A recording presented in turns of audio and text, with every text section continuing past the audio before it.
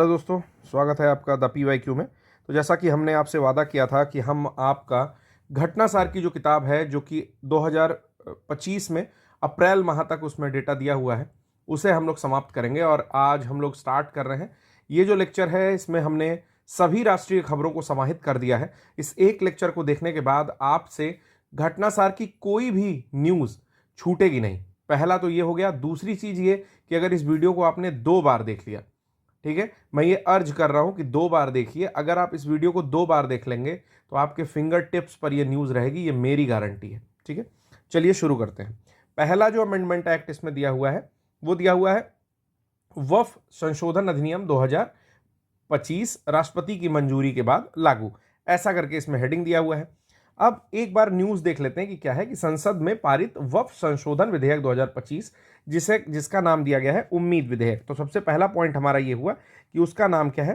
तो उसका नाम है यहाँ पर उम्मीद विधेयक। ठीक है, और ये लागू हुआ है 5 अप्रैल 2025 को, राष्ट्रपति की मंजूरी मिली है। तो ये जो बिल होता है वो क्या बन गया है? बिल राष्ट्रपति की मंजूरी के बाद क्या बन गया है? कानून बन गया है, यानी कि एक्ट बन गया है। ठीक है, लॉ बन गया है। ठीक है, इस कानून को कांग्रेस, MIM, AIMIM और आपने सुप्रीम कोर्ट में यह कहते हुए चुनौती दी थी कि कानून धार्मिक मामलों का उल्लंघन करता है। भारत में वक्फ संपत्तियों के प्रशासन और प्रबंधन में महत्वपूर्ण बदलावों का यह प्रस्ताव कानून करता है। यह कानून वक्फ अधिनियम 1995 में संशोधन करने का प्रयास करता है, जिसका उद्देश्य वक्फ संपत्तियों के प्रशासन में पारदर्शिता। तो पहली बात क्या है, क्या क्या चीज ये कर रहा है? तो प्रशासन में पारदर्शिता, पहली बात ये कहता है। ठीक है, दूसरी चीज जवाबदेही। ठीक है, तीसरी चीज क्या कहता है? दक्षता को बढ़ाना है, यानी कि इफिशियंसी कहीं ना कहीं बढ़ाएगा। ठीक है, तो ये सारा वक्फ कानून अधिनियम 1995 में संशोधन कर रहा है और ज़्यादा पारदर्शी बना रहा है, ज़्यादा जवाबदेह बना रहा है और ज़्यादा दक्ष बनाने की कोशिश कर रहा है। उसके साथ ही सिस्टम के भीतर लंबे समय से चली आ रही समस्याओं का समाधान भी करने की कोशिश कर रहा है। अब इसमें एक पॉइंट जो सबसे इंपॉर्टेंट है वो भी मैं आपको बता देता हूं कि ये जो वक्फ संशोधन अधिनियम है, वक्फ अमेंडमेंट एक्ट बन चुका है 2025 का। ये मूल रूप से 2024 में पेश किए गए इस विधेयक को भाजपा के सांसद जगदम्बिका पाल की अध्यक्षता में गठित। तो जगदम्बिका पाल अध्यक्ष हैं यहाँ पर, तो इनका भी नाम यहाँ पर मैंने लिख दिया कि जगदम्बिका पाल जो है वो अध्यक्ष है। और इनकी अध्यक्षता में जो JPC गठित हुई, उसमें सदस्य कितने थे? तो टोटल 31 सदस्य थे। ये पॉइंट आप लोग खुद नोट कर लीजिएगा। 31 सदस्य जो है इस JPC में थे। ठीक है, ज्वाइंट पार्लियामेंट्री कमेटी कहा जाता है। और लोकसभा के इसमें 21 सदस्य थे और राज्यसभा के 10 सदस्य थे। ठीक है, इसी के द्वारा इसकी जांच की गई थी। किसकी जांच की गई थी? तो जो वक्फ संशोधन अधिनियम था उसकी जांच की गई थी। अगर अलग अलग देशों की बात की जाए तो कई सारे देश में, ऐसे देश जो मुस्लिम कंट्रीज हैं, इवन वहाँ वक्फ संपत्तियों का कोई एग्जिस्टेंस नहीं है, परंतु भारत में यह है। और भारत में कितनी भूमि आती है इसके अंदर में? तो भारत में कुल मिलाकर के लगभग 8.7 लाख संपत्ति आती है, जिसके अंदर मतलब 8.7 लाख संपत्ति का मतलब कि एक टुकड़ा यहाँ पर, एक टुकड़ा वहाँ पर, इस प्रकार टोटल टुकड़े कितने हैं? 8.7 लाख संपत्तियाँ हैं। ठीक है, प्रॉपर्टी है। और अगर सबकी लागत लगाई जाए, मतलब अगर उसको एक पैमाने में बताया जाए, तो 9.4 लाख एकड़ भूमि इसमें शामिल होती है, जिसकी बाजारी मूल्य कीमत अगर देखा जाए तो 1.2 लाख करोड़ रुपए आती है। ठीक है, तो बस एक पॉइंट इस सब में लिख लेते हैं कि कितनी संपत्तियां हैं। 9.4 लाख एकड़ संपत्ति जो है वो वक्फ के अंतर्गत आती है। अब आता है आगे कुछ चीज़ें, बात करते हैं कि कितने घंटे की चर्चा हुई। ये सारे प्रश्न नहीं पूछने चाहिए, लेकिन फिर भी जान लीजिए कि 12 घंटे की विस्तृत चर्चा होती है और 3 अप्रैल को राज्यसभा में मंजूरी मिलती है। वहीं लोकसभा की बात करें तो लोकसभा में टोटल जो है 2 अप्रैल को 288 बाई 232 मतों से लोकसभा में पास किया गया। तो याद कैसे करेंगे कि 3 अप्रैल को राज्यसभा, क्योंकि 3 बड़ा नंबर है और राज्यसभा उच्च सदन है, और 2 अप्रैल को लोकसभा, तो लोकसभा छोटा नंबर और निम्न सदन, इन दोनों को जोड़ देंगे तो 5 आएगा। तो 5 से राष्ट्रपति की मंजूरी मिलती है और यहाँ पर ये एक्ट बन जाता है। इस प्रकार भी याद कर सकते हैं। कितने घंटे की विस्तृत चर्चा होती है? तो राज्यसभा में 12 घंटे की विस्तृत चर्चा होती है।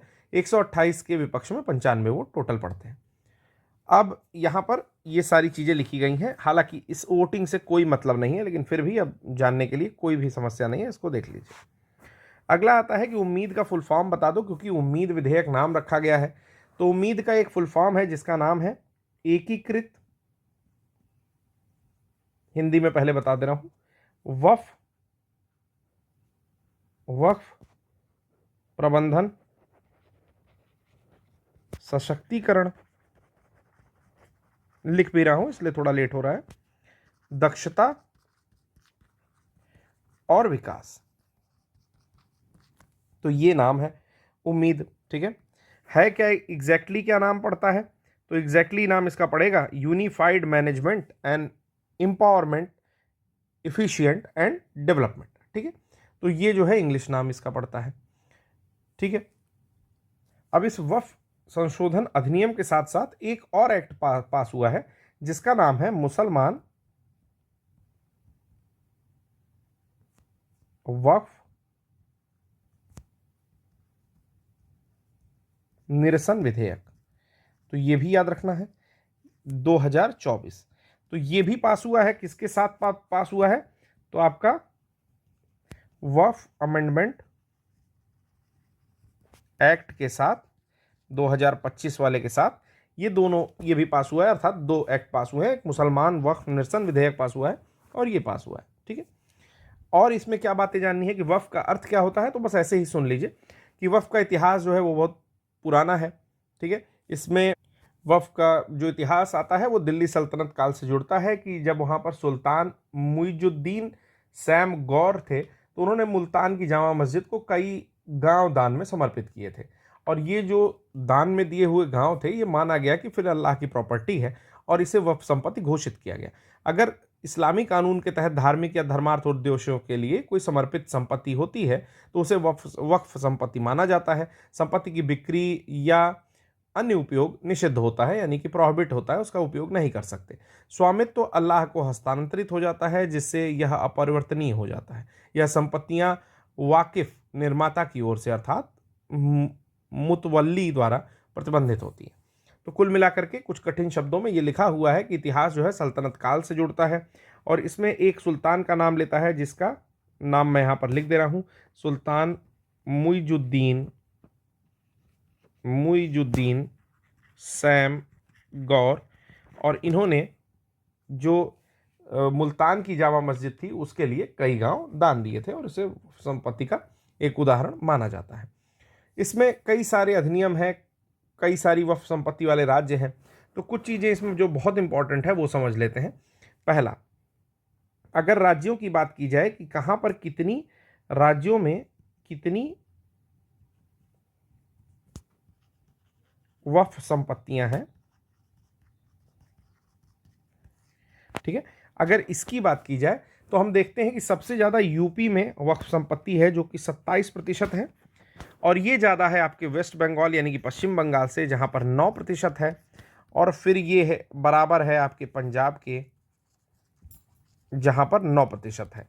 तो आप देख सकते हैं कि उत्तर प्रदेश सबसे ज़्यादा है वक्फ संपत्तियों में जहाँ पर टोटल 27% भूमि वक्फ संपत्तियाँ हैं। फिर वेस्ट बंगाल में आता है 9% और फिर पंजाब में 9%। ये भारत में स्थित वक्फ संपत्तियों का एक ब्यौरा प्रस्तुत करता है। सबसे इम्पॉर्टेंट जो इसमें बात है वो ये है कि जो नया विधेयक है, जो कानून बन गया है, उसमें जो वक्फ परिषद होगी वो किस प्रकार उसमें लोगों का वर्गीकरण है, तो उसका एक मैं चार्ट प्रिपेयर करता हूँ फिर आपको समझाता हूँ। फ्रेंड्स, यहाँ मैंने कहा था कि आपसे एक सेकंड रुकिए, मैं बता रहा हूँ। ये चीज़ देखते हैं कि केंद्रीय वक्फ काउंसिल का निर्माण किया गया है जिसे केंद्रीय वक्फ काउंसिल या परिषद कहा जा रहा है। इसमें जो पदेन अध्यक्ष होगा, यहाँ पर आप देख सकते हैं पदेन अध्यक्ष होंगे केंद्रीय मंत्री, कोई भी सेंट्रल मिनिस्टर जो है वो उसको हेड करेगा, पदेन अध्यक्ष होगा। इसमें सदस्य को मैं दो भाग में क्लासीफाई करके रखा हूँ। जैसे सदस्यों में दो तरह के लोग होंगे, एक होंगे संसद सदस्य, जो इसके सदस्य होंगे राष्ट्रीय प्रतिष्ठा वाले व्यक्ति होंगे, सर्वोच्च न्यायालय के सेवा निवृत्त न्यायाधीश होंगे। ठीक है, ये जो तीनों व्यक्ति हैं, जैसे संसद सदस्य, राष्ट्रीय प्रतिष्ठा वाले व्यक्ति और सर्वोच्च न्यायालय के सेवा निवृत्त न्यायाधीश, ये नॉन मुस्लिम हो सकते हैं, यानी कि ये मे भी कोई हिंदू हो, कोई पंजाबी हो, मीन सिख हो, ठीक है, अदर कम्युनिटी का हो सकता है। ये पॉइंट याद रखेंगे। अगला क्या कहता है, फिर इसमें जो और सदस्य हैं उसमें है मुस्लिम कानून के प्रखंड विद्वान होंगे और मुस्लिम संगठनों के प्रतिनिधि होंगे। इनका नॉन मुस्लिम होना नहीं है, मतलब जरूरी, ये नहीं हो सकते हैं, ठीक है। मतलब पहले वाली कंडीशन में कहता है कि ये नॉन मुस्लिम हो सकते हैं, जरूरी नहीं है कि हो, लेकिन हो सकते हैं, ठीक है। दूसरी वाली कंडीशन में कहता है कि मुस्लिम कानून के प्रकांड विद्वान जो होंगे वो मुस्लिम होना अनिवार्य है और मुस्लिम संगठनों के प्रतिनिधि को भी मुस्लिम होना अनिवार्य है। ये तो था आपके सेंट्रल वक्फ बोर्ड का, यानी कि केंद्रीय वक्फ परिषद के निर्माण में। सेम इसी तरीके से आपके राज्य वक्फ बोर्ड या राज्य वक्फ परिषद का भी निर्माण होगा, जिसमें प्रत्येक पृष्ठभूमि से एक मुस्लिम होगा, ठीक है, जो कि नॉन मुस्लिम हो सकता है। प्रत्येक पृष्ठभूमि से एक व्यक्ति कर लिए, दो गैर मुस्लिम सदस्यों को कर लिया यहां पर, फिर दो गैर मुस्लिम सदस्य भी होंगे यहां पर, ठीक है। शिया, सुन्नी और पिछड़े मुस्लिम वर्ग से एक एक सदस्य होंगे। इसके अतिरिक्त दो मुस्लिम महिला का भी होना जरूरी है। अच्छा, जो ऊपर वाला अभी हम लोग पढ़ रहे थे, जो सेंटर के लिए पढ़ रहे थे, क्या उसमें भी दो मुस्लिम महिला का होना आवश्यक है? तो बिल्कुल, दो मुस्लिम महिला ये लोग भी रहेंगी। अगर बात करता है कि मुस्लिम सदस्य कौन कौन होगा, तो दो महिलाओं का रहना जरूरी है, ठीक है, मुस्लिम सदस्यों में। तो दोनों का स्ट्रक्चर आप लोग को लगभग लगभग समझ में आ गया होगा। एक बार रिकैपुलाइज कर देते हैं, रिकैपिचुलाइजेशन कर देते हैं कि केंद्रीय वक्फ परिषद में पदेन अध्यक्ष होगा केंद्रीय मंत्री। सदस्य में आपके संसद सदस्य, राष्ट्रीय प्रतिष्ठा वाले व्यक्ति और सर्वोच्च न्यायालय के सेवा निवृत्त न्यायाधीश जो होंगे वो नॉन मुस्लिम हो सकते हैं, ठीक है ना, ये तीनों मेंबर्स में से। फिर कहता है कि मुस्लिम कानून के प्रकांड विद्वान और उसके साथ मुस्लिम संगठनों के प्रतिनिधि होंगे, जो कि मुस्लिम सदस्य ही होने चाहिए, नॉन मुस्लिम को कोई अलाउंस नहीं है। दो महिलाएं मुस्लिम होनी चाहिए, ठीक है, ठीक है। उसके बाद राज्य वक्फ बोर्ड की जब संरचना की बात करते हैं तो प्रत्येक पृष्ठभूमि से एक व्यक्ति आता है जो कि नॉन मुस्लिम हो सकता है, दो गैर मुस्लिम सदस्य आते हैं, शिया, सुन्नी और पिछड़े मुस्लिम वर्ग से एक एक सदस्य आते हैं, और दो मुस्लिम महिलाएं अनिवार्य रूप से महिला सदस्य के रूप में होनी चाहिए, ठीक है। अब आता है इसके बाद न्यायाधिकरण की रचना, यानी कि ट्रिब्यूनल्स भी बनाए गए। तो ट्रिब्यूनल्स जो है, अगर आप बात करें कि किस आर्टिकल में संविधान के आते हैं, तो 323 यानी कि 323 ए और बी में प्रशासनिक और अप्रशासनिक ट्रिब्यूनल्स आते हैं, ट्रिब्यूनल्स की संरचना आती है, न्यायाधिकरण होते हैं, ठीक है ना। मतलब ये सेम कोर्ट के तरह से रहेगा, लेकिन एक्सपीडिशन वाले कोर्ट रहेंगे, यानी कि तेजी के साथ निपटारा कर दो, जैसे नेशनल ग्रीन ट्रिब्यूनल जो कि 2010 में आया हुआ था, राष्ट्रीय हरित प्राधिकरण। तो जितने भी आपके प्रकृति से रिलेटेड मुद्दे हैं वो एनजीटी देखती है। अब न्यायाधिकरण की बात करें तो न्यायाधिकरण में समझना है कि नए बिल में मुस्लिम कानून के विशेषज्ञों को हटा दिया गया है, जिला न्यायालय के न्यायाधीश को अध्यक्ष बनाया गया है। तो सबसे पहला चीज ये है कि मुस्लिम कानून के जो विशेषज्ञ हैं इनको रिमूव कर दिया गया है। यहाँ पर मैंने लिखा है रिमूव्ड, यानी कि हटा दिया गया है। अध्यक्ष किसको बनाया गया है? तो जिला न्यायालय के जो न्यायाधीश है उनको अध्यक्ष बना दिया गया है। फिर कहता है कि राज्य सरकार संयुक्त सचिव स्तर का वर्तमान या पूर्व अधिकारी इसमें होना चाहिए। तो ये भी जान जाइए कि राज्य स्तर का कोई संयुक्त सचिव या पूर्व अधिकारी हो तो वो इसमें एक होना चाहिए राज्य सरकार की तरफ से। उसके बाद ये पॉइंट मैंने नहीं लिखा है, उसके बाद क्या चीज होनी चाहिए कि जो भी आदेश आएंगे इसके, ठीक है, ट्रिब्यूनल के कोई आदेश आए तो उन आदेशों को, जो पुराना वाला आपका वक्फ अधिनियम था उसके हिसाब से आप उसके विरोध में कोई अपील नहीं कर सकते, ठीक है। पूर्ववर्ती अधिनियम में ऐसा कुछ भी नहीं था। नए वाले न्यायाधिकरण अधिनियम में यह है कि भाई 90 दिन के भीतर आप न्यायालय में अपील कर सकते हैं, यानी कि आपको लगभग 3 महीने का समय मिलता है जिसमें कि आप अपील कर सकते हैं, ठीक है। तो ये 2 पॉइंट इसमें हो गए। इसमें राज्य सरकार वाला मैं लिख देता हूं कि राज्य सरकार संयुक्त सचिव स्तर का वर्तमान या पूर्व अधिकारी इसमें होना चाहिए। सबसे इंपॉर्टेंट पॉइंट क्या था, तो इस पॉइंट को याद रखेंगे कि निर्णयों के विरुद्ध 90 दिन के भीतर जो है उच्च न्यायालय में अपील करने की सुविधा मिलती है, ठीक है। अच्छा, देख रेख कौन करेगा? जैसे वक्फ संपत्तियों का सर्वेक्षण हो गया, उसका निर्धारण हो गया, उसके लिए सर्वेक्षण आयुक्त तो होता था पहले, उसके स्थान पर जिला कलेक्टर या वरिष्ठ अधिकारियों को नियुक्त करने का प्रावधान किया गया है। यानी कि कुल मिला के ये समझिए कि सर्वेक्षण की बात जहां आती है, उसके रख रखाव की बात जहां आती है, इसमें आपका जो पहले थे वो सर्वेक्षण आयुक्त थे, सर्वेक्षण आयुक्त थे दोस्तों। लेकिन अभी जो है सर्वेक्षण आयुक्त को रिप्लेस किसने कर दिया गया है? रिप्लेस कौन कर दिया है? तो जिला कलेक्टर के द्वारा रिप्लेस कर दिया गया है, या कोई वरिष्ठ अधिकारी भी हो सकता है। तो ये पूरी बात है, ठीक है। अब आगे की बात जानते हैं कि इसमें कुछ कंडीशंस दी हुई हैं, ठीक है। कंडीशंस बहुत ही ज़्यादा महत्वपूर्ण है। मुझे लगता है कि अगर प्रश्न पूछे जाने की संभावना है तो कंडीशन से ही ज़्यादा है। पहला समझते हैं। पहली कंडीशन जो सबसे इंपॉर्टेंट मुझे लगी, मैं उसको अपने हिसाब से क्रोनोलॉजी में लगा रखा हूँ। पहला ये है कि जैसे कोई भी मुसलमान है, ठीक है, तो वही वक्फ में संपत्ति अपनी समर्पित करता है या दान करता है, तो ऐसे व्यक्ति को 5 वर्ष की धार्मिक आस्था होनी चाहिए, ठीक है ना। यानी कि वक्फ का निर्माण करना हो या वक्फ में संपत्ति दान करनी हो, कम से कम 5 वर्षों तक इस्लाम का पालन करने वाले मुसलमान तक इसको सीमित कर दिया गया है, और इसके बारे में जो तर्क है उसको क्लियर नहीं किया गया है। तो पहला पॉइंट ये हो गया कि 5 वर्ष की धार्मिक आस्था। दूसरा पॉइंट क्या है? दूसरा पॉइंट ये है कि केंद्र सरकार कैग से, यानी कि कंट्रोलर एंड ऑडिटर जनरल जो होते हैं, कैग से राज्य सरकार सिमिलरली राज्य प्रायोजित लेखा परीक्षाओं के द्वारा ऑडिट करा सकती है। किस चीज़ की ऑडिट कराएगी? यदि हमारी कोई वक्फ संस्था है, जैसे सपोज करिए कि आप जिस जिस डिस्ट्रिक्ट से वीडियो देख रहे हैं, तो पहले तो अपने डिस्ट्रिक्ट का नाम कमेंट बॉक्स में डाल दीजिए, ठीक है।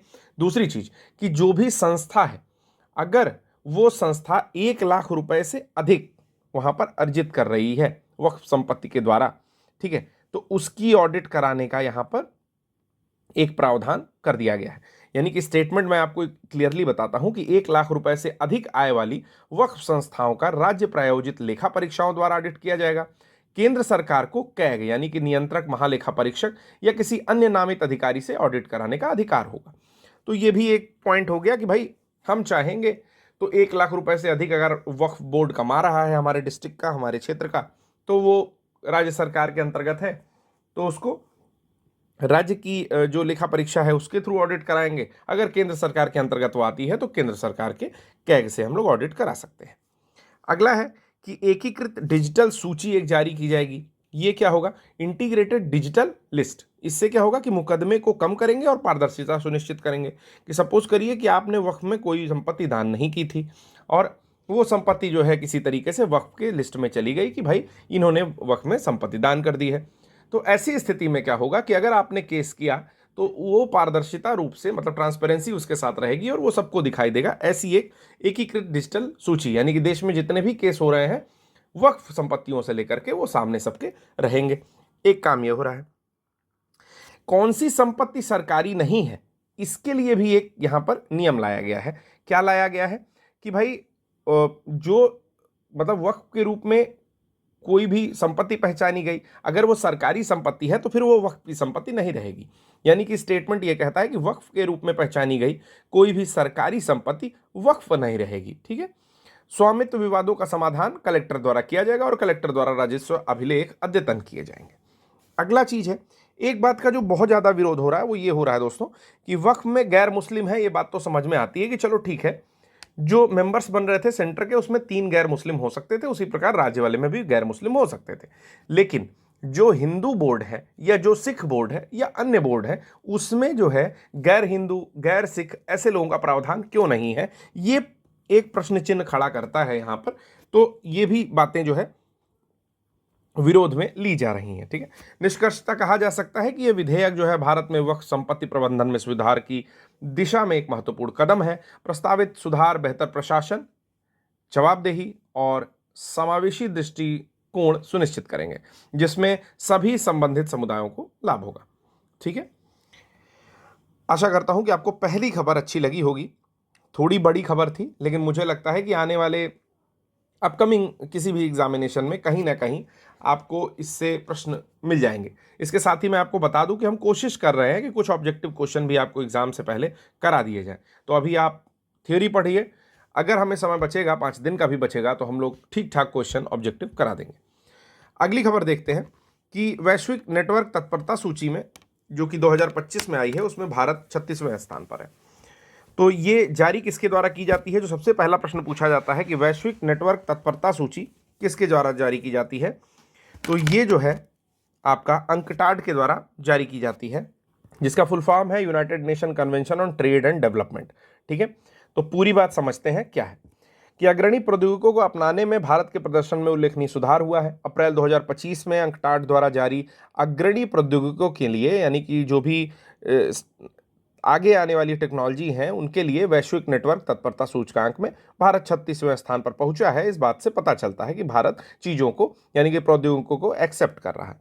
भारत ने अग्रणी प्रौद्योगिकों में अपनाने और एकीकृत करने की अपनी क्षमता में उल्लेखनीय प्रगति की है, जिससे उसकी रैंकिंग में उल्लेखनीय सुधार हुआ है।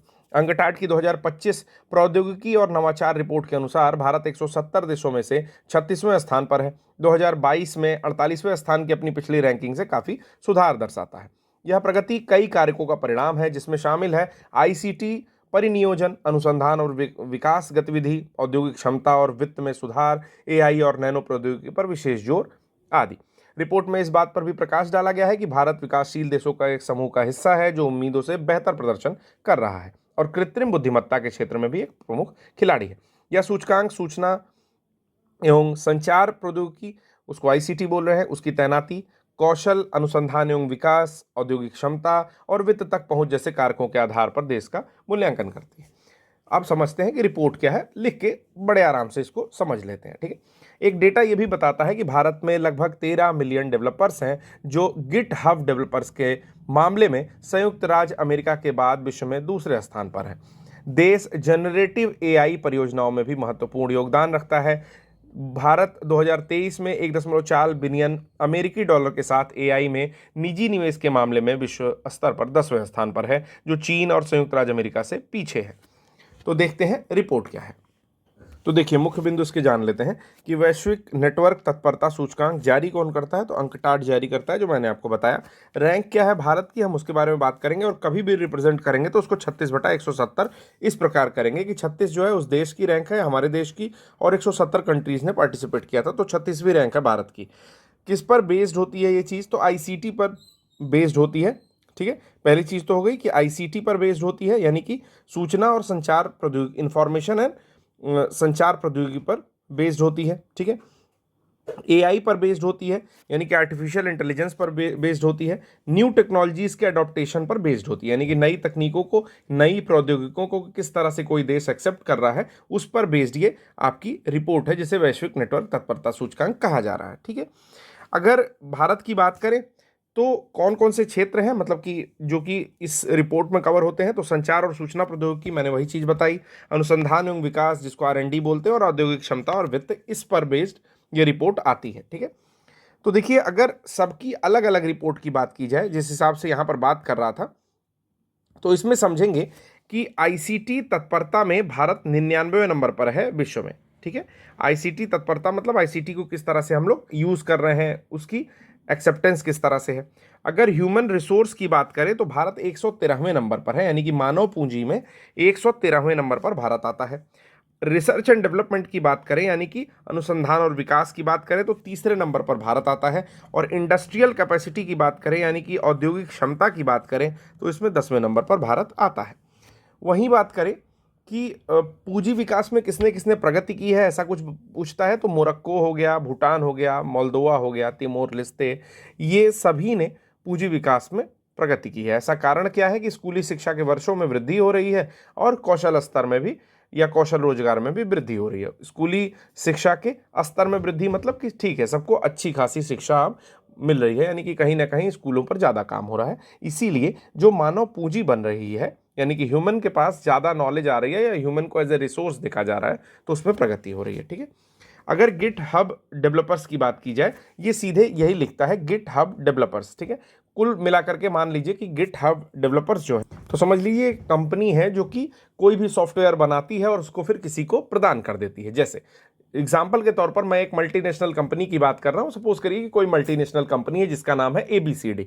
इस कंपनी ने किसी एक बैंक के लिए सॉफ्टवेयर बनाया, मान लीजिए कि उस बैंक का नाम एसबीआई हो। ठीक है, तो एसबीआई बैंक ये नॉर्मल सॉफ्टवेयर पर नहीं चलता है, लाइक गूगल पर नहीं चलता है, वो एक सॉफ्टवेयर पर चलता है। ठीक है, जितने भी ट्रांजेक्शन होते हैं वो एक सिक्योर सेफ सॉफ्टवेयर पर होते हैं, जिनको वो एबीसीडी कंपनी प्रोवाइड कर रही है। तो गिटहब डेवलपर्स या गिट डेवलपर्स की जब बात की जाए, तो ये ऐसी कंपनी है जो कि कुछ सॉफ्टवेयर्स बनाती है और फिर उन्हें प्रदान कर देती है किसी अन्य कंपनी को, यानी कि अपना उनको कैंडिडेट बना लेती है। ठीक है, तो इस प्रकार अगर बात की जाए तो यूएसए में सबसे ज्यादा डेवलपर्स है और दूसरे स्थान पर आता है भारत, जहां पर उसके बाद 13 मिलियन टोटल डेवलपर्स होते हैं। 13 मिलियन का मतलब हो गया 130 लाख डेवलपर्स। ठीक है, अब एआई निवेश में भारत की बात की जाए तो ये 10वें नंबर पर है। कुल मिलाकर के आपसे इसमें जो पूछने की संभावना है वो केवल एक ही पॉइंट पूछेगा कि वैश्विक नेटवर्क तत्परता सूचकांक में भारत की रैंक कितनी है, तो 36वीं है, और किसके द्वारा जारी किया जाता है, तो अंकटाड या यूएनसीटीएडी के द्वारा जारी किया जाता है,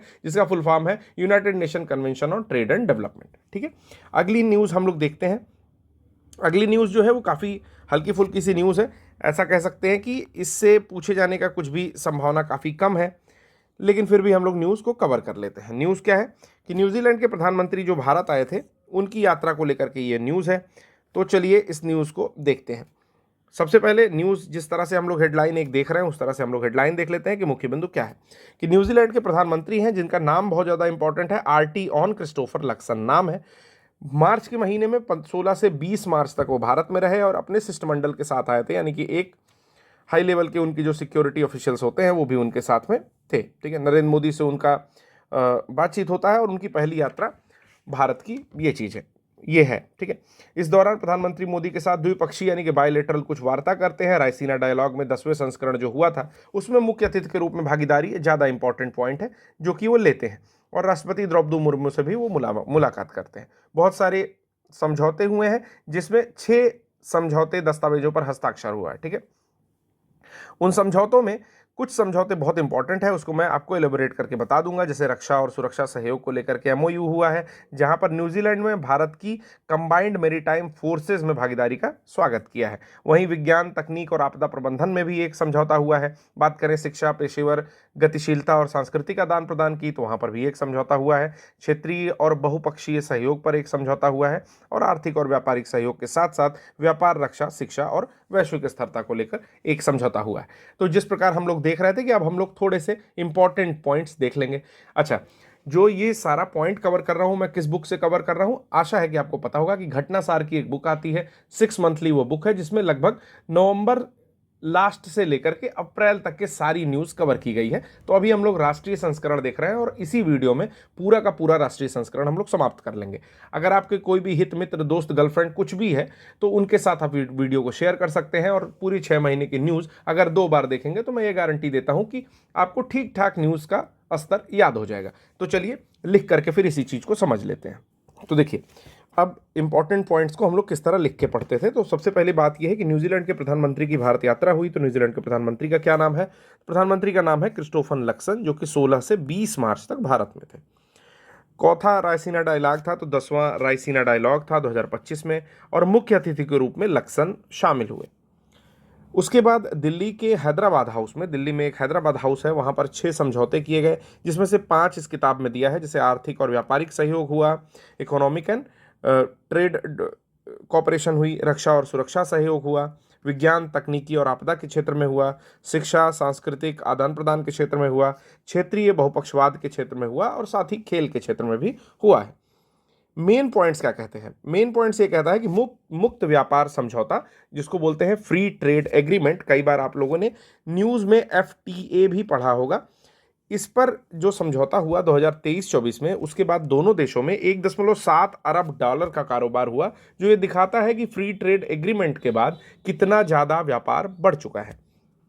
दूसरी जो सबसे इंपॉर्टेंट बात है इन सारे 6 पॉइंट्स में से, वो ये है कि डिजिटल पेमेंट पर चर्चा हुई। डिजिटल पेमेंट क्या होता है आपको पता ही होगा कि कैश के स्थान पर हम लोग डायरेक्टली यूपीआई या जो भी होता है यूपीआई का माध्यम, उसके माध्यम से पेमेंट कर सकते हैं। तीसरा है केंद्रीय अप्रत्यक्ष कर सीमा शुल्क बोर्ड या सीमा शुल्क सेवा के बीच AEO-MRA हुआ, अर्थात अधिकृत आर्थिक परिचालक पारस्परिक मान्यता। अब इसी बात को इंग्लिश में समझे तो authorised economic operator mutual recognition arrangement, ये समझौता हुआ। साथ ही CMF हुआ। CMF मतलब कंबाइंड मैरीटाइम फोर्सेस, यानी कि हमारी जो नौसेना है उनके शायद कंबाइंड रूप से भागीदारी करेंगे न्यूजीलैंड के साथ मिलकर के भारत, इस पर बात हुई।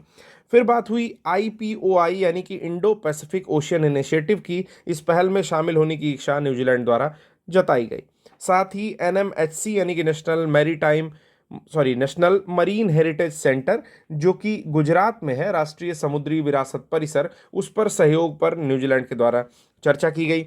CDRI आपदा प्रतिरोधी बुनियादी ढांचे पर चर्चा हुई। भूकंपीय न्यूनीकरण के लिए कुछ बातें चली। ISA में न्यूजीलैंड की भागीदारी को बढ़ावा देने की बात चली और खेल समझौतों पर MOU हुआ। खेल समझौते को 100 वर्ष के लिए लगभग जो है स्ट्रॉन्ग कनेक्शन दिया जा रहा है। ऐसा कहा जा रहा है कि न्यूजीलैंड और भारत के बीच खेल संबंध का इतिहास 1926 तक जाता है, जब भारतीय हॉकी टीम ने न्यूजीलैंड को दौरा किया था। वहीं इसके अलावा UNSC के भारतीय स्थायी सदस्यता पर न्यूजीलैंड ने जोर दी है। तो ये सारे समझौते थे। वहीं इजराइल फिलिस्तीन विवाद के लिए 2 राष्ट्र समाधान और यूक्रेन युद्ध के लिए कूटनीति समाधान का समर्थन किया गया। तो मुद्दे की बातें क्या है? मुद्दे की बातें ये है कि लक्सन आए थे, प्रधानमंत्री थे न्यूजीलैंड के, 16 से 20 मार्च तक वो भारत में रहे। उसके साथ ही प्रधानमंत्री मोदी से मुलाकात हुई, द्रौपदी मुर्मू जो कि राष्ट्रपति हैं उनसे मुलाकात हुई, और कुल 6 क्षेत्र के समझौते हुए। इसमें सबसे इंपॉर्टेंट समझौते को आप ऐसा समझ सकते हैं कि गुजरात में राष्ट्रीय समुद्री विरासत परिसर में सहयोग पर चर्चा हुई। ISA में न्यूजीलैंड की भागीदारी बढ़ा दी जाएगी, इस पर एक चर्चा हुई। न्यूजीलैंड UNSC अर्थात जो यूनाइटेड नेशन का सिक्योरिटी काउंसिल है, उसमें भारत की स्थायी सदस्यता के लिए जोर लगाने पर यहाँ पर विचार कर रहा है। और न्यूजीलैंड और भारत ने कंबाइंड मेरीटाइम फोर्सेस के भागीदारी में समझौता किया है। और एक डेटा दिया हुआ है कि जब से FTA स्टार्ट हुआ है, दोनों देशों के बीच $1.7 अरब का टोटल कारोबार हुआ है। तो मोटी मोटा यही न्यूज़ थी। अब देखते हैं अगली खबर जो है रायसीना डायलॉग को लेकर के। तो पहले खबर के बारे में थोड़ा सा जान जाते हैं, क्या बातें लिखी हुई हैं बुक में डायरेक्टली, जिससे आपको पढ़ने पर आसानी महसूस हो। रायसीना डायलॉग भारत का प्रमुख भू राजनीतिक और भू आर्थिक सम्मेलन है, जो विश्व के सबसे ज्वलंत वैश्विक मुद्दों पर चर्चा के लिए नेताओं, नीति निर्माताओं, उद्योग विशेषज्ञों और विद्वानों को एक मंच पर लाता है। यह सम्मेलन प्रतिवर्ष नई दिल्ली में आयोजित किया जाता है और अंतर्राष्ट्रीय व्यवस्था को आकार देने में भारत की महत्वपूर्ण भूमिका को रेखांकित करता है। 10वें रायसीना डायलॉग का आयोजन 17 से 19 मार्च 2025 के बीच नई दिल्ली में हुआ। इस महत्वपूर्ण अवसर पर प्रधानमंत्री श्री नरेंद्र मोदी ने इसका उद्घाटन किया। इस बार न्यूजीलैंड के प्रधानमंत्री क्रिस्टोफर लक्सन जो है मुख्य अतिथि के रूप में इसमें शामिल हुए और उद्घाटन सत्र को संबोधित किए। रायसीना डायलॉग 2025 में लगभग 125 देशों के 3500 से अधिक प्रतिभागियों ने हिस्सा लिया, जिसमें मंत्री और प्रौद्योगिकी क्षेत्र के अग्रणी, शिक्षाविद, थिंक टैंक, नागरिक समाज के प्रतिनिधि इत्यादि लोग इसमें शामिल थे। रायसीना का 2025 का एक डायलॉग था जिसकी थीम थी, क्या थीम थी? कालचक्र, जन, शांति और ग्रह। तो ये उसकी थीम थी जो कहीं पूछी जा सकती है। इसका आयोजन ऑब्जर्वर रिसर्च फाउंडेशन, जिसको ORF कहते हैं, उसके सहयोग से विदेश मंत्रालय प्रतिवर्ष करता है। निष्कर्ष क्या निकला कि व्यापार, अर्थव्यवस्था का टैरिफ प्रतिबंधों और वित्तीय नियंत्रण के माध्यम से हथियारीकरण करने पर चिंता व्यक्त की गई। दूसरा, फिलीपींस चाहता है कि दक्षिणी चीन सागर में चीन की गतिविधियों का जवाब देने के लिए भारत स्क्वाड गठबंधन, जिसमें अमेरिका, जापान, ऑस्ट्रेलिया और फिलीपींस शामिल हैं, उसमें शामिल हो जाए। भारत व्यापार वार्ता में डेटा प्रवाह, कृत्रिम बुद्धिमत्ता, विकास और डिजिटल विनिमय के प्रति सतर्क है। भारत ने छोटे द्वीपीय देशों और बाहरी साझेदारों के साथ मिलकर कार्य करते हुए हिंद महासागर क्षेत्र को एक शांतिपूर्ण, सुरक्षित व्यापार माध्यम बनाने के अपने इरादे व्यक्त किए हैं। वहीं हिंद प्रशांत क्षेत्र में चीन की आक्रामक नीतियों को लेकर के जो क्वाड रक्षा नेता हैं, उन्होंने जो है चिंता व्यक्त की है। तो ये टोटल डायलॉग था रायसीना डायलॉग का, जितना बुक में लिखा हुआ है। अब हम इसकी जिस्ट को पढ़ लेते हैं, जिसमें मात्र 2 से 3 मिनट लगेगा और ये न्यूज़ भी खत्म हो जाएगी। तो चलिए देखते हैं। तो चलिए आगे की बात लिखे के हम लोग देख ले रहे हैं कि भू राजनीतिक और भू आर्थिक सम्मेलन है। पहली बात मैंने ये बताई, नई दिल्ली में प्रतिवर्ष आयोजित हो रहा है। कब से आयोजित हो रहा है? तो 2016 से आयोजित हो रहा है। कौन आयोजित कर रहा है? तो विदेश मंत्रालय द्वारा आयोजित हो रहा है, लेकिन इसमें सहयोग रहता है ऑब्जर्वर रिसर्च फाउंडेशन, जिसको ORF बोल रहे हैं, उसका। डायलॉग 2025 का जो थीम है वो है कालचक्र, जन, शांति और ग्रह। याद रखिएगा, पूछी जाने की पूरी संभावना है। 125 देशों के 3500 प्रतिनिधि इसमें शामिल हुए हैं। न्यूजीलैंड के प्रधानमंत्री जो थे निकोलस लेक्सन, तो वो जो है यहाँ पर मुख्य अतिथि के रूप में शामिल हुए हैं। स्क्वाड में भारत आ जाए, ऐसा कौन चाह रहा है? तो फिलीपींस चाहता है कि जो दक्षिणी चीन सागर है, वहाँ पर चीन का अपना प्रभुत्व बहुत ज़्यादा है। 9 डैश लाइन, 11 डैश लाइन के साथ पूरे ही क्षेत्र में अपनी दावेदारी करता है कि कभी पूर्वज मेरे इस क्षेत्र में मछली मारा करते थे। ठीक है, तो फिलीपींस चाहता है कि उस क्षेत्र में भारत भी स्क्वाड में शामिल हो और थोड़ा बहुत दबाव जो चीन के ऊपर बना सकता है बनाए। तो कुल मिलाकर के विविध और गतिशील भागीदारी के साथ यह संवाद आधुनिक भू राजनीतिक चुनौतियों और बदलावों पर चर्चाओं को आकार देने में महत्वपूर्ण है। कुल मिलाकर के ये न्यूज़ यहाँ पर ख़त्म हो चुकी है। अगली न्यूज़ जो हमारी है वो इंदौर में भारत का पहला PPP green waste processing plant लग रहा है, उसके बारे में। पहले तो समझना है कि पीपीपी होता क्या है। तो पब्लिक प्राइवेट का पार्टनरशिप होता है, यानी कि पब्लिक सेक्टर, कुल मिलाकर के समझिए कि सरकार, और प्राइवेट यानी कि जैसे टाटा, बिरला, अडानी, अंबानी, कोई भी व्यक्ति, ठीक है। तो इन दोनों का जब एक साथ पार्टनरशिप होता है तो उसको बोलते हैं पीपीपी मॉडल। ये अलग अलग टाइप का होता है, ठीक है। तो इसके बारे में पहले समझना है कि इंदौर एक सबसे स्वच्छ शहर है जो लगातार 7 वर्षों से भारत में जब भी स्वच्छ सर्वेक्षण हो रहा है तो पहले नंबर पर रहता है, ठीक है। क्यों? क्योंकि वो शहर ही साफ है, वहाँ के लोग रिस्पॉन्सिबल हैं, इस कारण से वो शहर साफ है। समझ लेते हैं कि बुक में क्या लिखा है, जिससे रीडिंग करते समय आपको आसानी से समझ में आए। कि इंदौर स्वच्छ भारत मिशन शहरी के तहत भारत का पहला ग्रीन वेस्ट प्रोसेसिंग प्लांट स्थापित करने जा रहा है, जिसे पब्लिक प्राइवेट पार्टनरशिप के मॉडल के तहत विकसित किया जाएगा। यह परियोजना हरे कचरे को मूल्यवान संसाधनों में बदलने, प्रदूषण कम करने, पर्यावरणीय स्थिरता को बढ़ावा देने के उद्देश्य से शुरू की गई है। यह प्लांट इंदौर नगर निगम के लिए राजस्व उत्पन्न करेगा और कोयले के विकल्प के रूप में लकड़ी के पेलेट्स का उत्पादन करेगा। ग्रीन वेस्ट प्रोसेसिंग प्लांट के 5500 वर्ग फुट में बिचौली हप्सी इंदौर में स्थापित किया जाएगा। इसमें निजी भागीदार एस्ट्रोनॉमिकल इंडस्ट्रीज प्राइवेट लिमिटेड होगी, नाम याद रखिएगा। इंदौर प्रतिदिन 30 टन हरा कचरा उत्पन्न करता है, जो शरद ऋतु में 60 से 70 टन तक बढ़ जाता है। आईएमसी को प्रति टन लकड़ी और शाखाओं की आपूर्ति पर 30,000 रुपये रॉयल्टी मिलेगी। यह प्लांट लकड़ी के कचरे को लकड़ी के पैलेट्स में बदल देगा, जो कोयले का एक पर्यावरणीय अनुकूल विकल्प होगा। पैलेट्स का मतलब ये होता है कि जो लकड़ी का कचरा होगा उसको जमा करके सख्त रूप दे दिया जाए, जिसको फिर आगे कोयले के विकल्प के रूप में यूज किया जाए। प्रमुख संस्थान निश्चित शुल्क संरचना के तहत सीधे प्लांट को हरा कचरा भेजेंगे। बड़े पेड़ों की शाखाओं को city forest green waste processing plant में भेजा जाएगा। हर कचरे को 3 से 4 महीने तक सुखाया जाएगा, जिसमें नमी की मात्रा 90% घट जाएगी। आधुनिक मशीनों की मदद से सूखा कचरा सूक्ष्म लकड़ी के चूरे, जिसको सॉ डस्ट कहते हैं, उसमें परिवर्तित कर दिया जाएगा और इस चूरे को विभिन्न इको फ्रेंडली उत्पादों में दोबारा उपयोग किया जाएगा। तो छोटी सी न्यूज़ है, थोड़े से पॉइंट्स इसमें इंपॉर्टेंट है, जिसको लिख करके 3 पॉइंट में देख लेते हैं। तो शॉर्ट मटेरियल निकाल लिया गया है और अब आपको बता देते हैं कि पीपीपी मॉडल क्या होता है। सबसे पहले जानिए कि पब्लिक प्राइवेट पार्टनरशिप होती है, पीपीपी मॉडल बोला जाता है।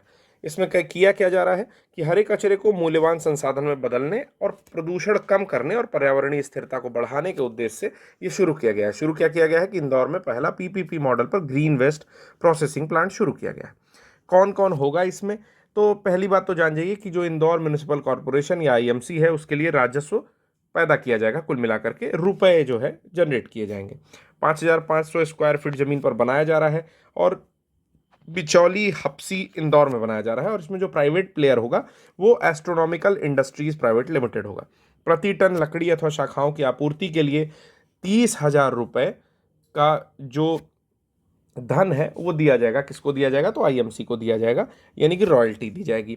ग्रीन वेस्ट प्रोसेसिंग प्लांट क्या करेगा कि जब उसमें कचरा पहुंचेगा, ग्रीन कचरा, तो 3 से 4 महीने तक कचरे को सुखाया जाएगा और नमी की मात्रा को 90% तक कम किया जाएगा और फिर उसके पेलेट्स बनाए जाएंगे, यानी कि उसका सॉ डस्ट में परिवर्तित किया जाएगा और इको फ्रेंडली उत्पाद में दोबारा प्रयोग किया जाएगा। तो 2 मिनट में इस न्यूज़ को हम लोग खत्म किए हैं। अगली न्यूज़ देखते हैं क्या है कि एशिया का एक वर्टिकल ब्रिज है जिसका उद्घाटन किया जा रहा है। तो एशिया के पहले वर्टिकल लिफ्ट रेलवे समुद्र पुल का उद्घाटन किया गया है। अब ये होता क्या है समझिए।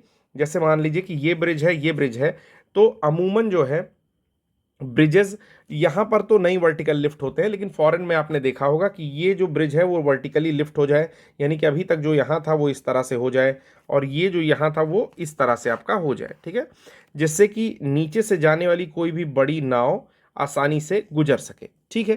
तो ये भारत में पहली बार बना है। तो एशिया का पहला वर्टिकल लिफ्ट रेलवे समुद्र पुल है। ये भी याद रखना है कि ये रेलवे समुद्र पुल है, ठीक है, जिसका उद्घाटन किया गया है। समझते हैं कहाँ पर है। न्यूज़ उस हिसाब से पढ़ते हैं जिस हिसाब से घटनासार की पुस्तक में दी हुई है, जिससे आपको पढ़ने में कोई परेशानी ना हो। तो न्यूज़ शुरू होती है कि तमिलनाडु के रामेश्वरम द्वीप को रेल मार्ग से जोड़ने वाला एशिया का पहला वर्टिकल लिफ्ट रेलवे पुल बना है। पंबन ब्रिज का उद्घाटन प्रधानमंत्री नरेंद्र मोदी ने किया है 6 अप्रैल 2025 को।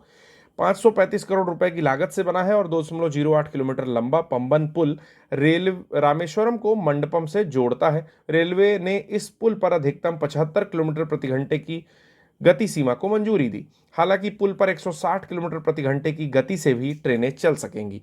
वर्ष 2019 में प्रधानमंत्री मोदी ने ही इस पुल का शिलान्यास किया था। जब समुद्री जहाज को निकलना होता है तो इस नेविगेशन ब्रिज का सेंटर स्पैन अर्थात बीच वाला जो हिस्सा है, जैसा मैंने बताया, ऊपर उठ जाता है। इसका 63 मीटर हिस्सा ऊपर उठाया जा सकता है। 99 स्पैन और 72.5 मीटर लंबा वर्टिकल लिफ्ट स्पैन वाला पुल इलेक्ट्रोमैकेनिक सिस्टम पर काम करता है। पुराने ब्रिज से 3 मीटर ऊंचे इस पुल का सेंटर स्पैन 5 मिनट में 17 मीटर तक ऊपर उठ सकता है। यहाँ बड़े जहाज भी आसानी से गुजर सकेंगे। पुराना पुल कैंटिलीवर था जिसे लीवर से खोला जाता था और 14 लोगों की जरूरत पड़ती है। कैंटिलीवर एक ऐसा ब्रिज होता है जो एक स्थान पर फिक्स होता है और ऐसे हवा में झूलता होता है। ठीक है। नया पंबन पुल विश्व स्तर पर मान्यता प्राप्त पुलों के साथ समानताएं साझा करता है, अर्थात जिस प्रकार विश्व में है पुल उसी प्रकार जो है ये भी पुल बनाया गया है, जो अपनी तकनीकी प्रगति और अद्वितीय डिजाइन के लिए जाने जाते हैं। रेल मंत्रालय के अनुसार इसमें संयुक्त राज्य अमेरिका में गोल्डन गेट ब्रिज, मुझे लगता है कि लंदन में टावर ब्रिज और डेनमार्क स्वीडन में कोई एक ब्रिज शामिल है जो कि बुक में मिट गया है, तो मैं आपको अभी थोड़ी देर में बता देता हूं। यह पुल 100 वर्ष पुराने 1914 निर्मित जो पुल था उसका स्थान ले रहा है। इसकी आयु भी 100 वर्ष तक मानी जा रही है। तो ये कुल लिखा हुआ था अभी आपके घटनासार की बुक में। अब हम लोग इसमें से कुछ जिस्ट देख लेते हैं जिसको 2 मिनट के अंदर हम लोग खत्म कर लेंगे। चलिए, तो हम लोग 2 मिनट में इसको खत्म कर लेते हैं। लिख लिया है मैंने यहाँ पर। तो vertical lift railway ocean bridge है ये, जिसका नाम है पंबन ब्रिज, जो कि 6 अप्रैल 2025 को प्रधानमंत्री मोदी के द्वारा खोला गया। 535 करोड़ रुपए की लागत लगी है। 2.08 किलोमीटर लंबा है। रामेश्वरम को मंडपम से जोड़ता है, ये पॉइंट याद रखना है। 75 किलोमीटर प्रति घंटे की रफ्तार से इस पर मंजूरी मिली है। ट्रेन चल सकती है, लेकिन 160 किलोमीटर की कैपेबिलिटी रखता है, अर्थात पॉसिबल है कि 160 किलोमीटर प्रति घंटे की रफ्तार से भी ट्रेनें इस पर चल सकेंगी। 2019 में ही मोदी जी ने शिलान्यास किया था। इसमें जो सबसे खास बात है कि 63 मीटर का जो हिस्सा है, बीच का हिस्सा, वो ऊपर उठ जाता है, जिसको हम लोग यहाँ पर वर्टिकल लिफ्ट कह रहे हैं उसी कारण से। बाकी कुछ ऐसे ही ब्रिज हैं, क्योंकि ये विश्वस्तरीय मानकों के एक एग्जाम्पल सेट करता है विश्वस्तरीय मानकों के हिसाब से। तो यूएसए में ब्रिज है गोल्डन गेट ब्रिज, यूके में या लंदन में ब्रिज है टावर ब्रिज, और डेनमार्क स्वीडन का ब्रिज है ओरेसंड ब्रिज। तो सेम ब्रिज जो है वहाँ भी बने हैं और उसी के तर्ज पर यहाँ भी बना है। जो पुराना ब्रिज है उससे 3 मीटर ऊंचाई पर इसको बनाया गया है। साथ ही 100 वर्ष पुराने वाले ब्रिज की जो टोटल लाइफ थी 100 वर्ष थी, 1914 में बना था वो, और जो वर्तमान ब्रिज बना है उसकी भी लाइफ 100 वर्ष बताई जा रही है। हाँ, हालांकि थोड़ी सी अपेक्षाकृत कम हो सकती है। तो ये थी हम लोग की ये न्यूज़ खत्म हो गई। अब हम लोग देखने जा रहे हैं कि इंदौर और उदयपुर को वेटलैंड सिटी की मान्यता मिली है। और मेरे हिसाब से अभी तक की न्यूज़ में पहली न्यूज़ जो थी, जो वक्फ अमेंडमेंट हम लोग पढ़ रहे थे, उसके अलावा ये न्यूज़ जो होगी ये काफ़ी ज़्यादा महत्वपूर्ण स्थान रखती है। यानी कि इंदौर और उदयपुर को वेटलैंड सिटी की मान्यता मिली है, तो इससे प्रश्न आने की संभावना है। नोट डाउन करिएगा, क्योंकि जब एग्जामिनेशन में प्रश्न आएगा तो आपको याद आएगा कि सर कह रहे थे कि इससे प्रश्न आने की संभावना है। तो मैं इसको 2 स्टार दे रहा हूँ, ये प्रश्न आने की पूरी संभावना है। चलिए एक बार देखते हैं कि किताब में कैसा लिखा है, जिससे आपको पढ़ने पर आसानी से समझ में आए। जनवरी 2025 में इंदौर और उदयपुर रामसर अभिसमय के तहत, यानी कि रामसर कन्वेंशन के तहत, आर्द्र भूमि वेटलैंड सिटी के रूप में मान्यता प्राप्त करने वाले पहले 2 भारतीय शहर बन गए हैं। इंदौर और उदयपुर को वेटलैंड सिटी की मान्यता के लिए पर्यावरण, वन और जलवायु मंत्रालय द्वारा इसको नामित किया गया था। वेटलैंड सिटी नेटवर्क उन शहरों को मान्यता देती है जो अपने प्रकृति और मानव निर्मित वेटलैंड के संरक्षण को प्राथमिकता देते हैं। यानी कि प्रकृति और मानव निर्मित अगर कोई वेटलैंड है और उसको संरक्षण दे रहे हैं तो इसको वेटलैंड सिटी नेटवर्क में शामिल किया जा सकता है। यह मान्यता भारत की सतत शहरी विकास और पारिस्थितिकी संरक्षण के प्रति प्रतिबद्धता का प्रतीक है। वेटलैंड सिटी मान्यता पर सलाहकार समिति ने इंदौर और उदयपुर सहित वैश्विक स्तर पर 31 नए शहरों को मान्यता प्रदान की, जिससे मान्यता प्राप्त वैश्विक शहरों की संख्या वर्तमान में 74 हो गई। भारत के एक अन्य शहर भोपाल, जिसे इंदौर और उदयपुर के साथ नामित किया गया था, को भोज आर्द्रभूमि पर पारिस्थितिकी प्रभाव की चिंता के कारण मान्यता नहीं मिली। अदरवाइज ये शहर की संख्या 3 होती भारत की तरफ से। नागरिक समूहों ने आर्द्रभूमि के जल ग्रहण क्षेत्र से होकर गुजरने वाले प्रस्तावित सड़क परियोजना के संबंध में चिंता व्यक्त की है, जिसमें स्थानीय जल निकायों और वन्य जीव को जोखिम हो सकता है। आर्द्र भूमि दर्जा प्राप्त करने के लिए शहरों को 6 अंतर्राष्ट्रीय मानदंडों को पूरा करना होता है, जिनमें क्या क्या शामिल है उन्हें देख लेते हैं कि आर्द्र भूमि और उनकी पारिस्थितिकी सेवाओं का संरक्षण करना, स्थानीय जनसंख्या के लिए अस्थायी सामाजिक आर्थिक लाभ सुनिश्चित करना आदि। वर्तमान में चीन 22 मान्यता प्राप्त शहरों के साथ वैश्विक सूची में शीर्ष पर है, जबकि फ्रांस 9 शहरों के साथ दूसरे स्थान पर है। मान्यता कार्यक्रम शहरी और अर्ध शहरी आर्द्र भूमि के सतत उपयोग को बढ़ावा देती है। वेटलैंड सिटी प्रमाणन दैट इज WCA एक स्वैच्छिक मान्यता प्रणाली है जिसे रामसर अभिसमय द्वारा 12 अनुबंध पक्षों का सम्मेलन यानी कि COP 2015 के दौरान स्थापित किया गया था, जिसका उद्देश्य उन शहरों को मान्यता देना है जिन्होंने अपनी आर्द्र भूमि की सुरक्षा के लिए असाधारण कदम उठाए हैं। WCA की मान्यता 6 वर्षों के लिए मान्य होती है। इस योजना का उद्देश्य शहरी और अर्ध शहरी आर्द्र भूमि के संरक्षण और विवेकपूर्ण उपयोग को बढ़ावा देना है, साथ ही स्थानीय जनसंख्या के लिए सामाजिक आधार प्रदान करना है। कुल मिलाकर के बात यह कही जा रही है कि अगर कोई शहर है तो वेटलैंड सिटी नेटवर्क में इस प्रकार शामिल हो सकता है कि वो अपने प्राकृतिक और मानव निर्मित वेटलैंड या जो जल क्षेत्र हैं उनका कितने अच्छे से संरक्षण कर रहा है और उनमें किसी तरह का जो डिस्क्रिपेंसी है उसको आने नहीं दे रहा है, अर्थात अनियमितता नहीं आने दे रहा है, ना ही उन वेटलैंड्स को मरने दे रहा है। ठीक है, तो ऐसी स्थिति में वहाँ का मंत्रालय, जैसे हमारे वहाँ का ministry of environment forest and climate change मंत्रालय जो है नामित कर सकता है। और अगर इसको वैश्विक रूप से 6 क्षेत्रों से गुजारा जाएगा, 6 मान्यताओं से गुजारा जाएगा, 6 मानदंड हैं इसके, अगर उस पर ये खरा उतरता है तो फिर इसको विश्व स्तर पर वेटलैंड सिटी की मान्यता मिल जाएगी। ठीक है, तो इस बार जो है टोटल 31 नए शहरों को मान्यता मिली और टोटल संख्या 74 हो गई, जिसमें सबसे ज़्यादा अभी वर्तमान में चीन के पास मान्यता प्राप्त शहर है, जबकि फ्रांस के पास केवल 9 शहर है। तो आइए देख लेते हैं एक छोटा सा नोट्स इसका, जो कि आपको टेलीग्राम चैनल पर मिल भी जाएगा। टेलीग्राम चैनल खोजेंगे कैसे, परेशानी ये है तो मैं आपको बता देता हूँ कि हमारे टेलीग्राम चैनल का नाम है द PYQ। आप जब जाएंगे तो जो लोगो अभी आप देख रहे हैं यूट्यूब पर, सेम वही लोगो आपको वहाँ पर मिल जाएगा कि यहाँ पर एक इनफाइनाइट का चिन्ह लगा हुआ है, यहाँ पर लिखा हुआ है द PYQ। ठीक है, और उस तरह से आप इस चैनल को खोज लेंगे। अगर आप डायरेक्ट खोजना चाहते हैं तो द PYQ फॉर यू करके ईमेल एड्रेस भी है हम लोग का, the PYQ for you@gmail.com email address है। और इस ईमेल एड्रेस पर अगर आप मेल करेंगे या अपना नंबर देंगे तो आपको डायरेक्ट भी जोड़ा जा सकता है। आप अपना इंटरेस्ट दिखाइए, आपको PDF फ्री में मिलेगा। तो चलिए चलते हैं, कुछ शॉर्ट नोट बनाते हैं और शॉर्ट नोट के बाद फिर से मिलते हैं और इसको रिवाइज कर लेते हैं।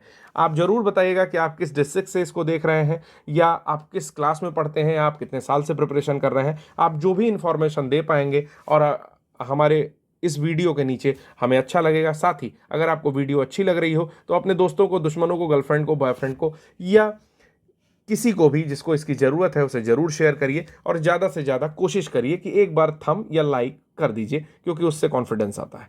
धन्यवाद। तो देख लेते हैं नोट्स हमने क्या बनाया। नोट्स बनाया है कि रामसर कन्वेंशन के तहत वेटलैंड सिटी सर्टिफिकेशन किया जाता है।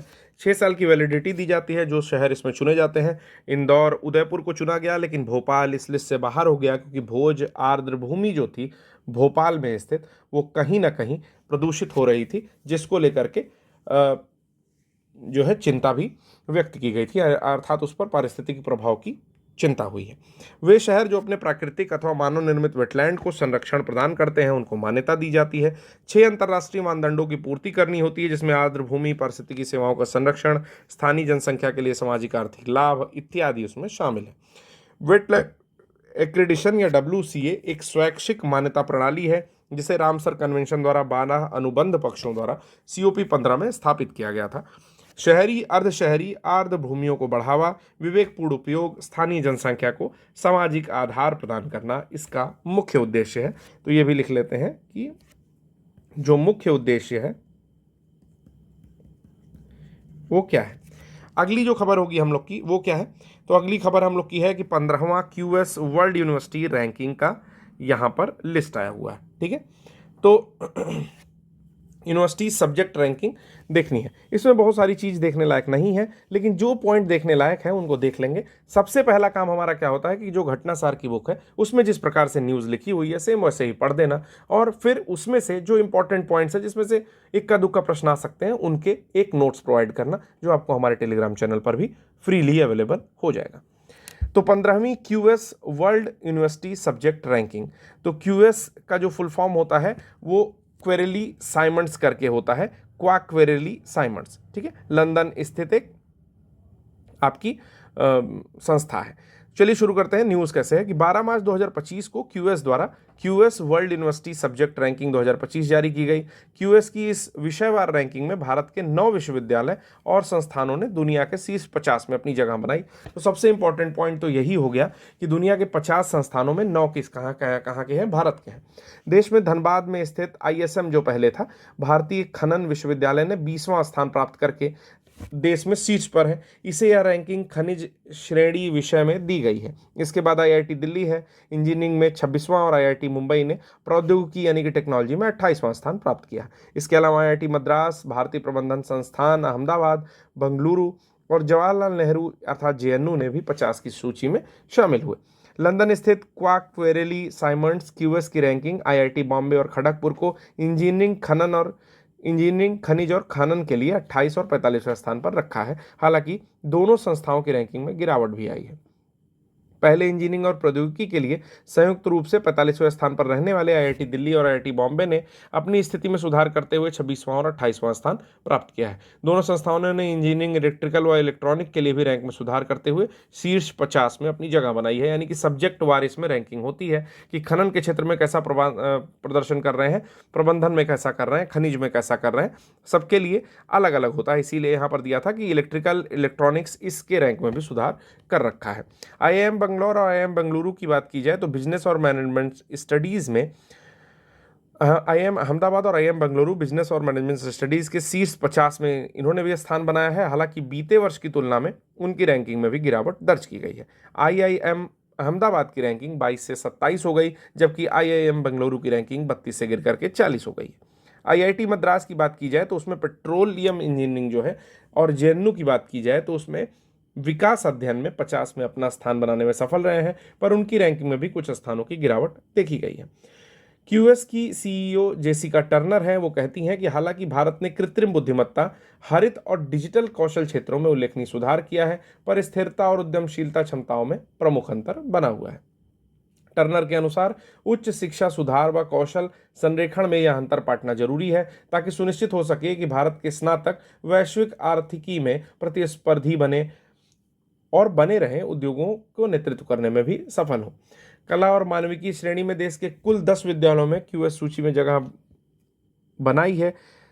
देश के कुल 10 विद्यालयों ने क्यूएस सूची में जगह बनाई है। इसमें Delhi university, Jawaharlal Nehru, Indian institute of Bombay 200 rank सूची के अंतर्गत अपना स्थान सुरक्षित करते हैं। जीव विज्ञान और चिकित्सा श्रेणी की बात की जाए तो कुल 6 विश्वविद्यालयों को रैंकिंग की श्रेणी में शामिल किया गया है। इसमें एम्स दिल्ली को 226वीं रैंक के साथ शीर्ष पर रखा गया है। रैंकिंग में शामिल होने वाले नए संस्थानों के मामले में भारत, चीन, अमेरिका, यूके और कोरिया के बाद 5वें स्थान पर है। अर्थात सबसे पहले नए संस्थानों में चीन है, फिर अमेरिका है, यूके है, कोरिया है और फिर भारत है। रिपोर्ट में यह कहा गया है कि इस साल 79 भारतीय विश्वविद्यालय ने 533 रैंक तक सूची में जगह बनाई है, जो पिछले साल से 25.7% अधिक है। तो ओवरऑल अगर परफॉर्मेंस की बात की जाए तो अधिक है, लेकिन अंडर 50 में थोड़ी सी रैंकिंग खराब हुई है। इसके अलावा भारत में शिक्षा क्षेत्र का आकार और गुणवत्ता दोनों में सुधार का उल्लेख रिपोर्ट करती है। क्यूएस ने अपनी वेबसाइट पर 55 विषयों के लिए यूनिवर्सिटी रैंकिंग 2025 जारी की है। यह ranking reputation, academic, employer reputation, research retention प्रति पेपर, एच इंडेक्स और इंटरनेशनल रिसर्च नेटवर्क शामिल है। तो देख लेते हैं इसका क्या नोट्स बनेगा, उसको आपको दे देते हैं क्योंकि इसमें बहुत कुछ पढ़ने लायक नहीं है। तो यहाँ नोट्स है कि क्यूएस, जिसको क्वाकेरली साइमंड्स बोलते हैं, उसने लंदन में स्थित संस्था है, 55 विषयों पर यूनिवर्सिटी रैंकिंग निकाली है। यूनिवर्सिटी रैंकिंग जो है वो सब्जेक्ट वाइज रैंकिंग है, ठीक है, जो कि 5 संकेतकों पर आधारित है। एकेडमिक रेपुटेशन पर, एम्प्लॉयर रेपुटेशन पर, रिसर्च रिटेशन प्रति पेपर पर, एच इंडेक्स पर और इंटरनेशनल रिसर्च नेटवर्क पर। 9 कॉलेज हैं जो कि टॉप 50 में आते हैं, भारतीय हैं। इसमें सबसे टॉप पे आता है 20वें नंबर पर आईआईटी धनबाद, जो कि खनिज श्रेणी में आता है। आईआईटी दिल्ली 26वें नंबर पर है, इंजीनियरिंग श्रेणी में। 28वें नंबर पर आईआईटी मुंबई है, टेक्नोलॉजी या प्रौद्योगिकी में। और एम्स आता है 226वें नंबर पर। जेसिका टर्नर कहती हैं कि एआई, ग्रीन, डिजिटल स्किल में भारत अच्छा परफॉर्म किया है। एआई में किया है, ग्रीन और डिजिटल स्किल में किया है, लेकिन कई सारे ऐसे क्षेत्र हैं जिसमें अभी सुधार की जरूरत है, जिससे वैश्विक स्तर स्नातक बने और बाहर जाकर के एक प्रतिस्पर्धी माहौल में पैसा कमाने लायक बन पाए। नए संस्थानों में देखा जाए तो चीन, अमेरिका, यूके और कोरिया के बाद भारत आता है। तो ये कुल मिलाकर के न्यूज़ थी, बहुत ज़्यादा कुछ इंपॉर्टेंट नहीं है, जितनी चीज़ें इंपॉर्टेंट है वो मैंने आपको बता दी हैं। अगला जो न्यूज़ आता है ये मेरे हिसाब से ये न्यूज़ भी महत्वपूर्ण है।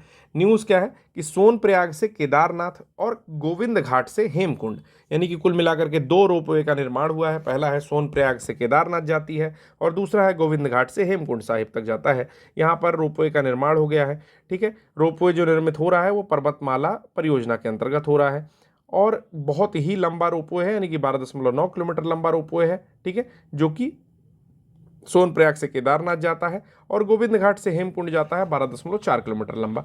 तो एक बार ये न्यूज़ देख लेते हैं कि किस प्रकार है ये। तो इसको अभी मंजूरी मिली है, बना नहीं है, तो लंबा रोपवे है, ये याद रखना है। प्रधानमंत्री नरेंद्र मोदी की अध्यक्षता में आर्थिक मामलों की मंत्रिमंडलीय समिति आई 11 मार्च को बैठ करके राष्ट्रीय रोपवे विकास कार्यक्रम पर्वतमाला परियोजना। ठीक है, तो क्या पूरा फुल फॉर्म है कि राष्ट्रीय रोपवे विकास परियोजना, जिसका नाम है पर्वतमाला परियोजना, के तहत सोनप्रयाग से केदारनाथ तक 12.9 किलोमीटर लंबा रोपवे और गोविंद घाट से हेमकुंड साहिब तक 12.4 किलोमीटर लंबा रोपवे के निर्माण की मंजूरी मिली है।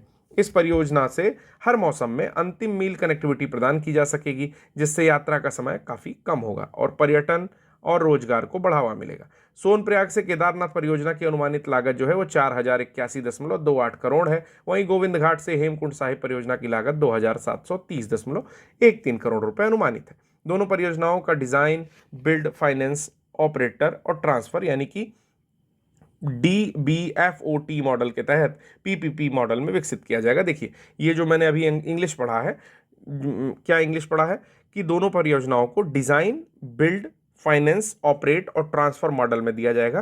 तो PPP के कई सारे मॉडल है। ठीक है, जैसे बिल्ड, ऑपरेट और ट्रांसफर मॉडल होता है, जिसको BOT मॉडल बोलते हैं। ठीक है ना, इसी प्रकार से ये DBFOT मॉडल है। ठीक है, कई सारे मॉडल होते हैं कि आपने बनाया, किसी प्राइवेट प्लेयर ने बनाया, ठीक है, उसने यूज किया और फिर कुछ साल बाद, जैसे 20 साल बाद, सरकार को ट्रांसफर कर दिया, जब उसके पैसे दुगने या तिगुने जितने भी हैं निकल गए। समझ में आ रहा है?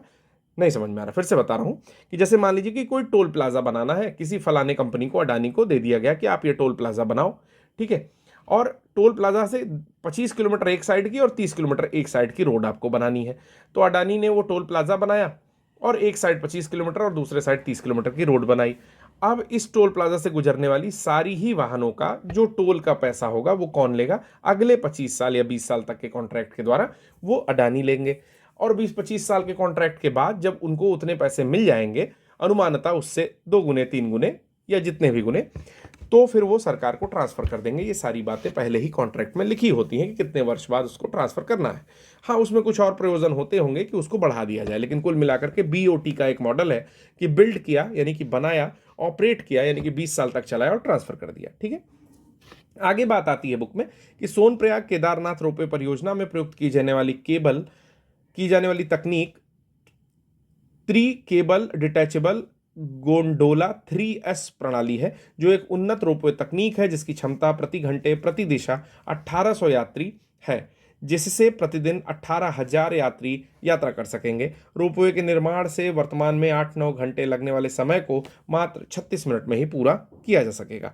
गोविंद घाट से हेमकुंड साहिब परियोजना के तहत गोविंद घाट से घंघारिया 10.55 किलोमीटर तक मोनो केबल डिटैचेबल गोंडोला और घंघारिया से हेमकुंड साहिब तक लगभग 1.85 किलोमीटर तक 1100 यात्रियों के प्रति घंटे की क्षमता के साथ ट्राई केबल डिटैचेबल गोंडोला की सुविधा होगी। अब ये भी समझ लेते हैं कि गोंडोला क्या है, डिटैचेबल क्या है, केबल क्या है। देखिए, होता क्या है कि रोपवे जो होता है इस तरह के कई सारे पोल्स पर चलता है। इन पोल्स में ऐसे वायर फंसे होते हैं और इसमें लटकता हुआ जो झूला होता है इसको बोला जाता है गोंडोला। ठीक है, कौंडोला तो गोंडोला। ठीक है, अब ये जो है एक वायर से दूसरे वायर की ओर चलता है। ठीक है, तो कहीं पर सिंगल वायर है और कहीं पर 3 वायर है, तो ट्राई केबल हो गया यानी कि 3 व्यक्ति एक साथ जा रहे हैं, और सिंगल केबल हो गया यानी कि एक व्यक्ति साथ जा रहा है। ठीक है, एक बात और बता रहा हूं, सॉरी, एक गोंडोला एक साथ जा रहा है। देखिए, गोंडोला भी कई टाइप के होते हैं। गोंडोला एक ऐसा होता है कि इसमें मात्र एक व्यक्ति बैठ करके जाएगा अपना पेट लेकर के, और दूसरा गोंडोला ऐसा होता है कि इसमें सीट लगी होती है कि कम से कम 3 जन इधर बैठे और 3 जन आराम से इधर बैठे। तो 2 टाइप के गोंडोला होता है। आपको लगभग समझ में आ गया होगा कि इस बुक मतलब इस न्यूज़ में क्या बात कर रहा है।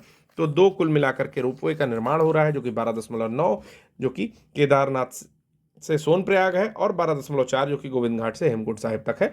देख लेते हैं कि न्यूज़ क्या है, किस तरह की पार्टनरशिप हो रही है और किस तरह के इसको कवर कर लेंगे। मुझे लगता है कि 5 से 6 लाइन में इसकी न्यूज़ का सारा जिस्ट हम लोग बना लेंगे।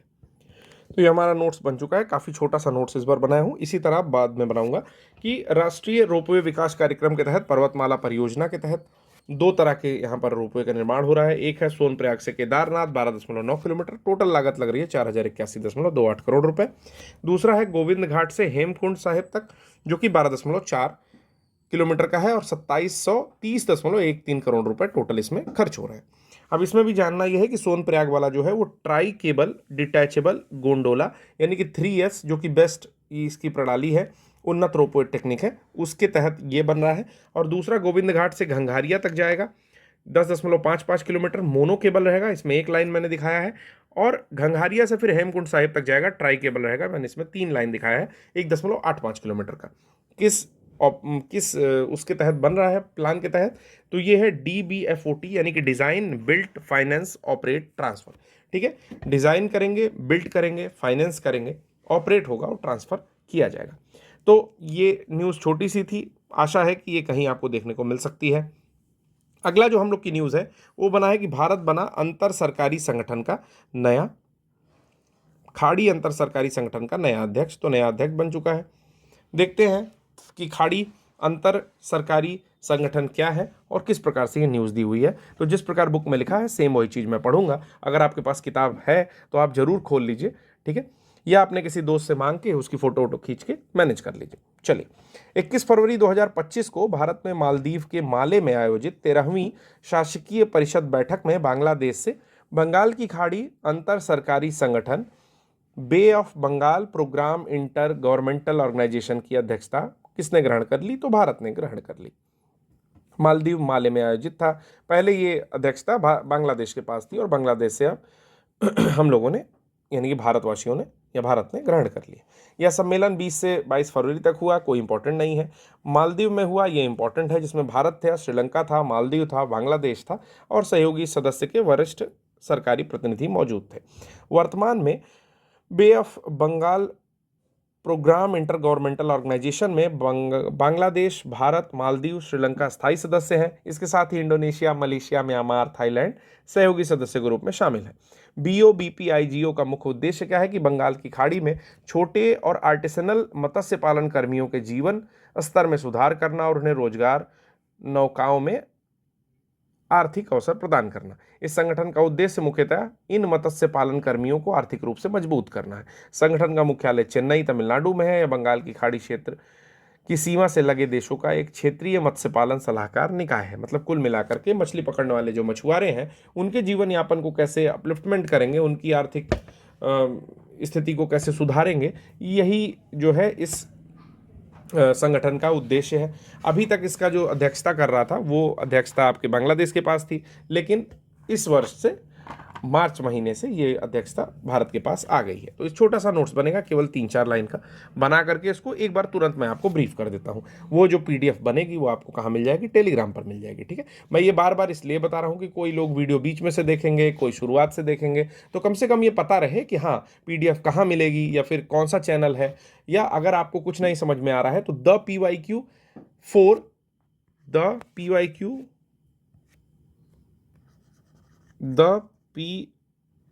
PYQ4U@gmail.com पर आप हमें रीच आउट कर सकते हैं। आपकी कोई भी परेशानी है, एग्जामिनेशन से रिलेटेड है, आप तैयारी करने में कोई परेशानी महसूस कर रहे हैं तो आप इसमें रीच आउट कर सकते हैं। एक बात और बताना चाहता हूं कि पिछले वर्ष जब मैंने घटनासार का वीडियो बनाया था तो टोटल उस पर 30,000 व्यूज़ गए थे, ज़्यादा तो नहीं गए थे, 29,000 कुछ व्यूज़ गए थे। तो मुझे आशा है कि इस बार नए चैनल पर अगर बहुत ज़्यादा लोग नहीं भी देखेंगे, फिर भी आशा करता हूं कि कम से कम आप लोग की मदद से 100 व्यूज़ हम लोग क्रॉस कर लेंगे। तो हमने बड़ा टारगेट नहीं बनाया है चूंकि नया चैनल है, फिर भी अगर आप लोग का प्यार मिला तो 100 व्यूज़ में हम लोग संतुष्ट हो जाएंगे। ठीक है, और आपके लिए ऐसे ही निरंतर फ्री जो इनिशिएटिव है उसको चलाते रहेंगे। चलिए, तो चलिए एक बार देख लेते हैं क्या मैंने नोट्स बनाया। देखिए, नोट्स इसी प्रकार बनेगा। ये भी एक चीज़ आप लोग देख सकते हैं कि नोट्स कैसे बनता है। तो BOBPIGO क्या है? तो bay of Bengal programme intergovernmental organisation इसका नाम है। ठीक है, यानी कि अंतर सरकारी खाड़ी अंतर सरकारी संगठन इसका नाम है। ठीक है, जो कि बे ऑफ बंगाल के किनारे जो देश हैं उनके लिए काम करता है। 13वां एडिशन था इसका, यानी कि 13वां जो सेशन था उसकी अध्यक्षता हो रही थी। ठीक है, बैठक थी इसकी। मालदीव में बैठक चली। अध्यक्षता बांग्लादेश से भारत को शिफ्ट कर दी गई। मुख्यालय कहाँ पर स्थित है? तो चेन्नई में मुख्यालय स्थित है। काम क्या करता है? तो छोटे मत्स्य पालन कर्मियों के जीवन में सुधार करना इसका काम है। पीएम यानी कि परमानेंट मेंबर कौन है? तो बांग्लादेश है, भारत है, मालदीव है, श्रीलंका है, यानी कि जो आपका पे ऑफ बंगाल है उसके किनारे के कुछ कंट्रीज जो है इसके परमानेंट मेंबर हैं। सहयोगी कौन है? तो सहयोगी यहाँ पर इंडोनेशिया है, मलेशिया है, म्यांमार है और थाईलैंड है। आधी आधी बातें लिखी हैं। इंडोनेशिया को इंडो लिख दिया हूँ, मलेशिया को माला लिख दिया हूँ, म्यांमार को म्यान लिख दिया हूँ और थाईलैंड को थाई लिख दिया हूँ। तो ये कुल मिलाकर के पूरी न्यूज़ थी, इसमें कुछ बहुत ज़्यादा है नहीं। संगठन का मुख्यालय याद रख सकते हैं और भारत को ट्रांसफर किया गया ये याद रख सकते हैं। 13वां इसका संस्करण था ये याद रख सकते हैं और कहाँ हुआ ये पॉइंट आप याद रख सकते हैं कि मालदीव में हुआ है। चलिए अगला जो न्यूज़ है हम लोग की, हो सकता है कि वो काफ़ी इंपॉर्टेंट न्यूज़ हो। तो जी हाँ, ये इंपॉर्टेंट न्यूज़ है। क्या न्यूज़ है? तो भारत की 6 धरोहर यूनेस्को की अस्थायी सूची में शामिल हो गई हैं, यानी कि यूनेस्को की जो अस्थायी सूची आती है उसमें भारत के 6 धरोहरों को शामिल कर दिया गया है। तो न्यूज़ इंपॉर्टेंट है क्योंकि आपने भी देखा होगा कि यूपीएससी का एग्जाम हो, यूपीपीसीएस का एग्जाम हो या यूपीआरओ का एग्जाम हो, हमेशा यूनेस्को के विश्व विरासत सूची के स्थायी लिस्ट से या कभी कभी अस्थायी लिस्ट से या अमूर्त सांस्कृतिक विरासतों के ऊपर प्रश्न पूछा जाता रहता है। जैसे 2024 के प्रश्न पत्र को अगर आप देखेंगे तो जो इंटेंजिबल कल्चरल हेरिटेज है यानी कि आईसीएच है, जो अमूर्त सांस्कृतिक विरासत है यूनेस्को की, उसके ऊपर प्रश्न पूछा गया था। वर्ष 2021 में भी शायद या 22 में शायद प्रश्न पूछा गया था गरबा या किसके ऊपर कि कौन सा जो है या दुर्गा पूजा के ऊपर पूछा गया था कि कौन सा जो है आईसीएच में शामिल है, यानी कि विश्व धरोहर सूची में शामिल है या अमूर्त सांस्कृतिक विरासत में कुल मिलाकर के शामिल है। तो भारत की 6 धरोहर यूनेस्को की अस्थायी सूची में शामिल हुई हैं।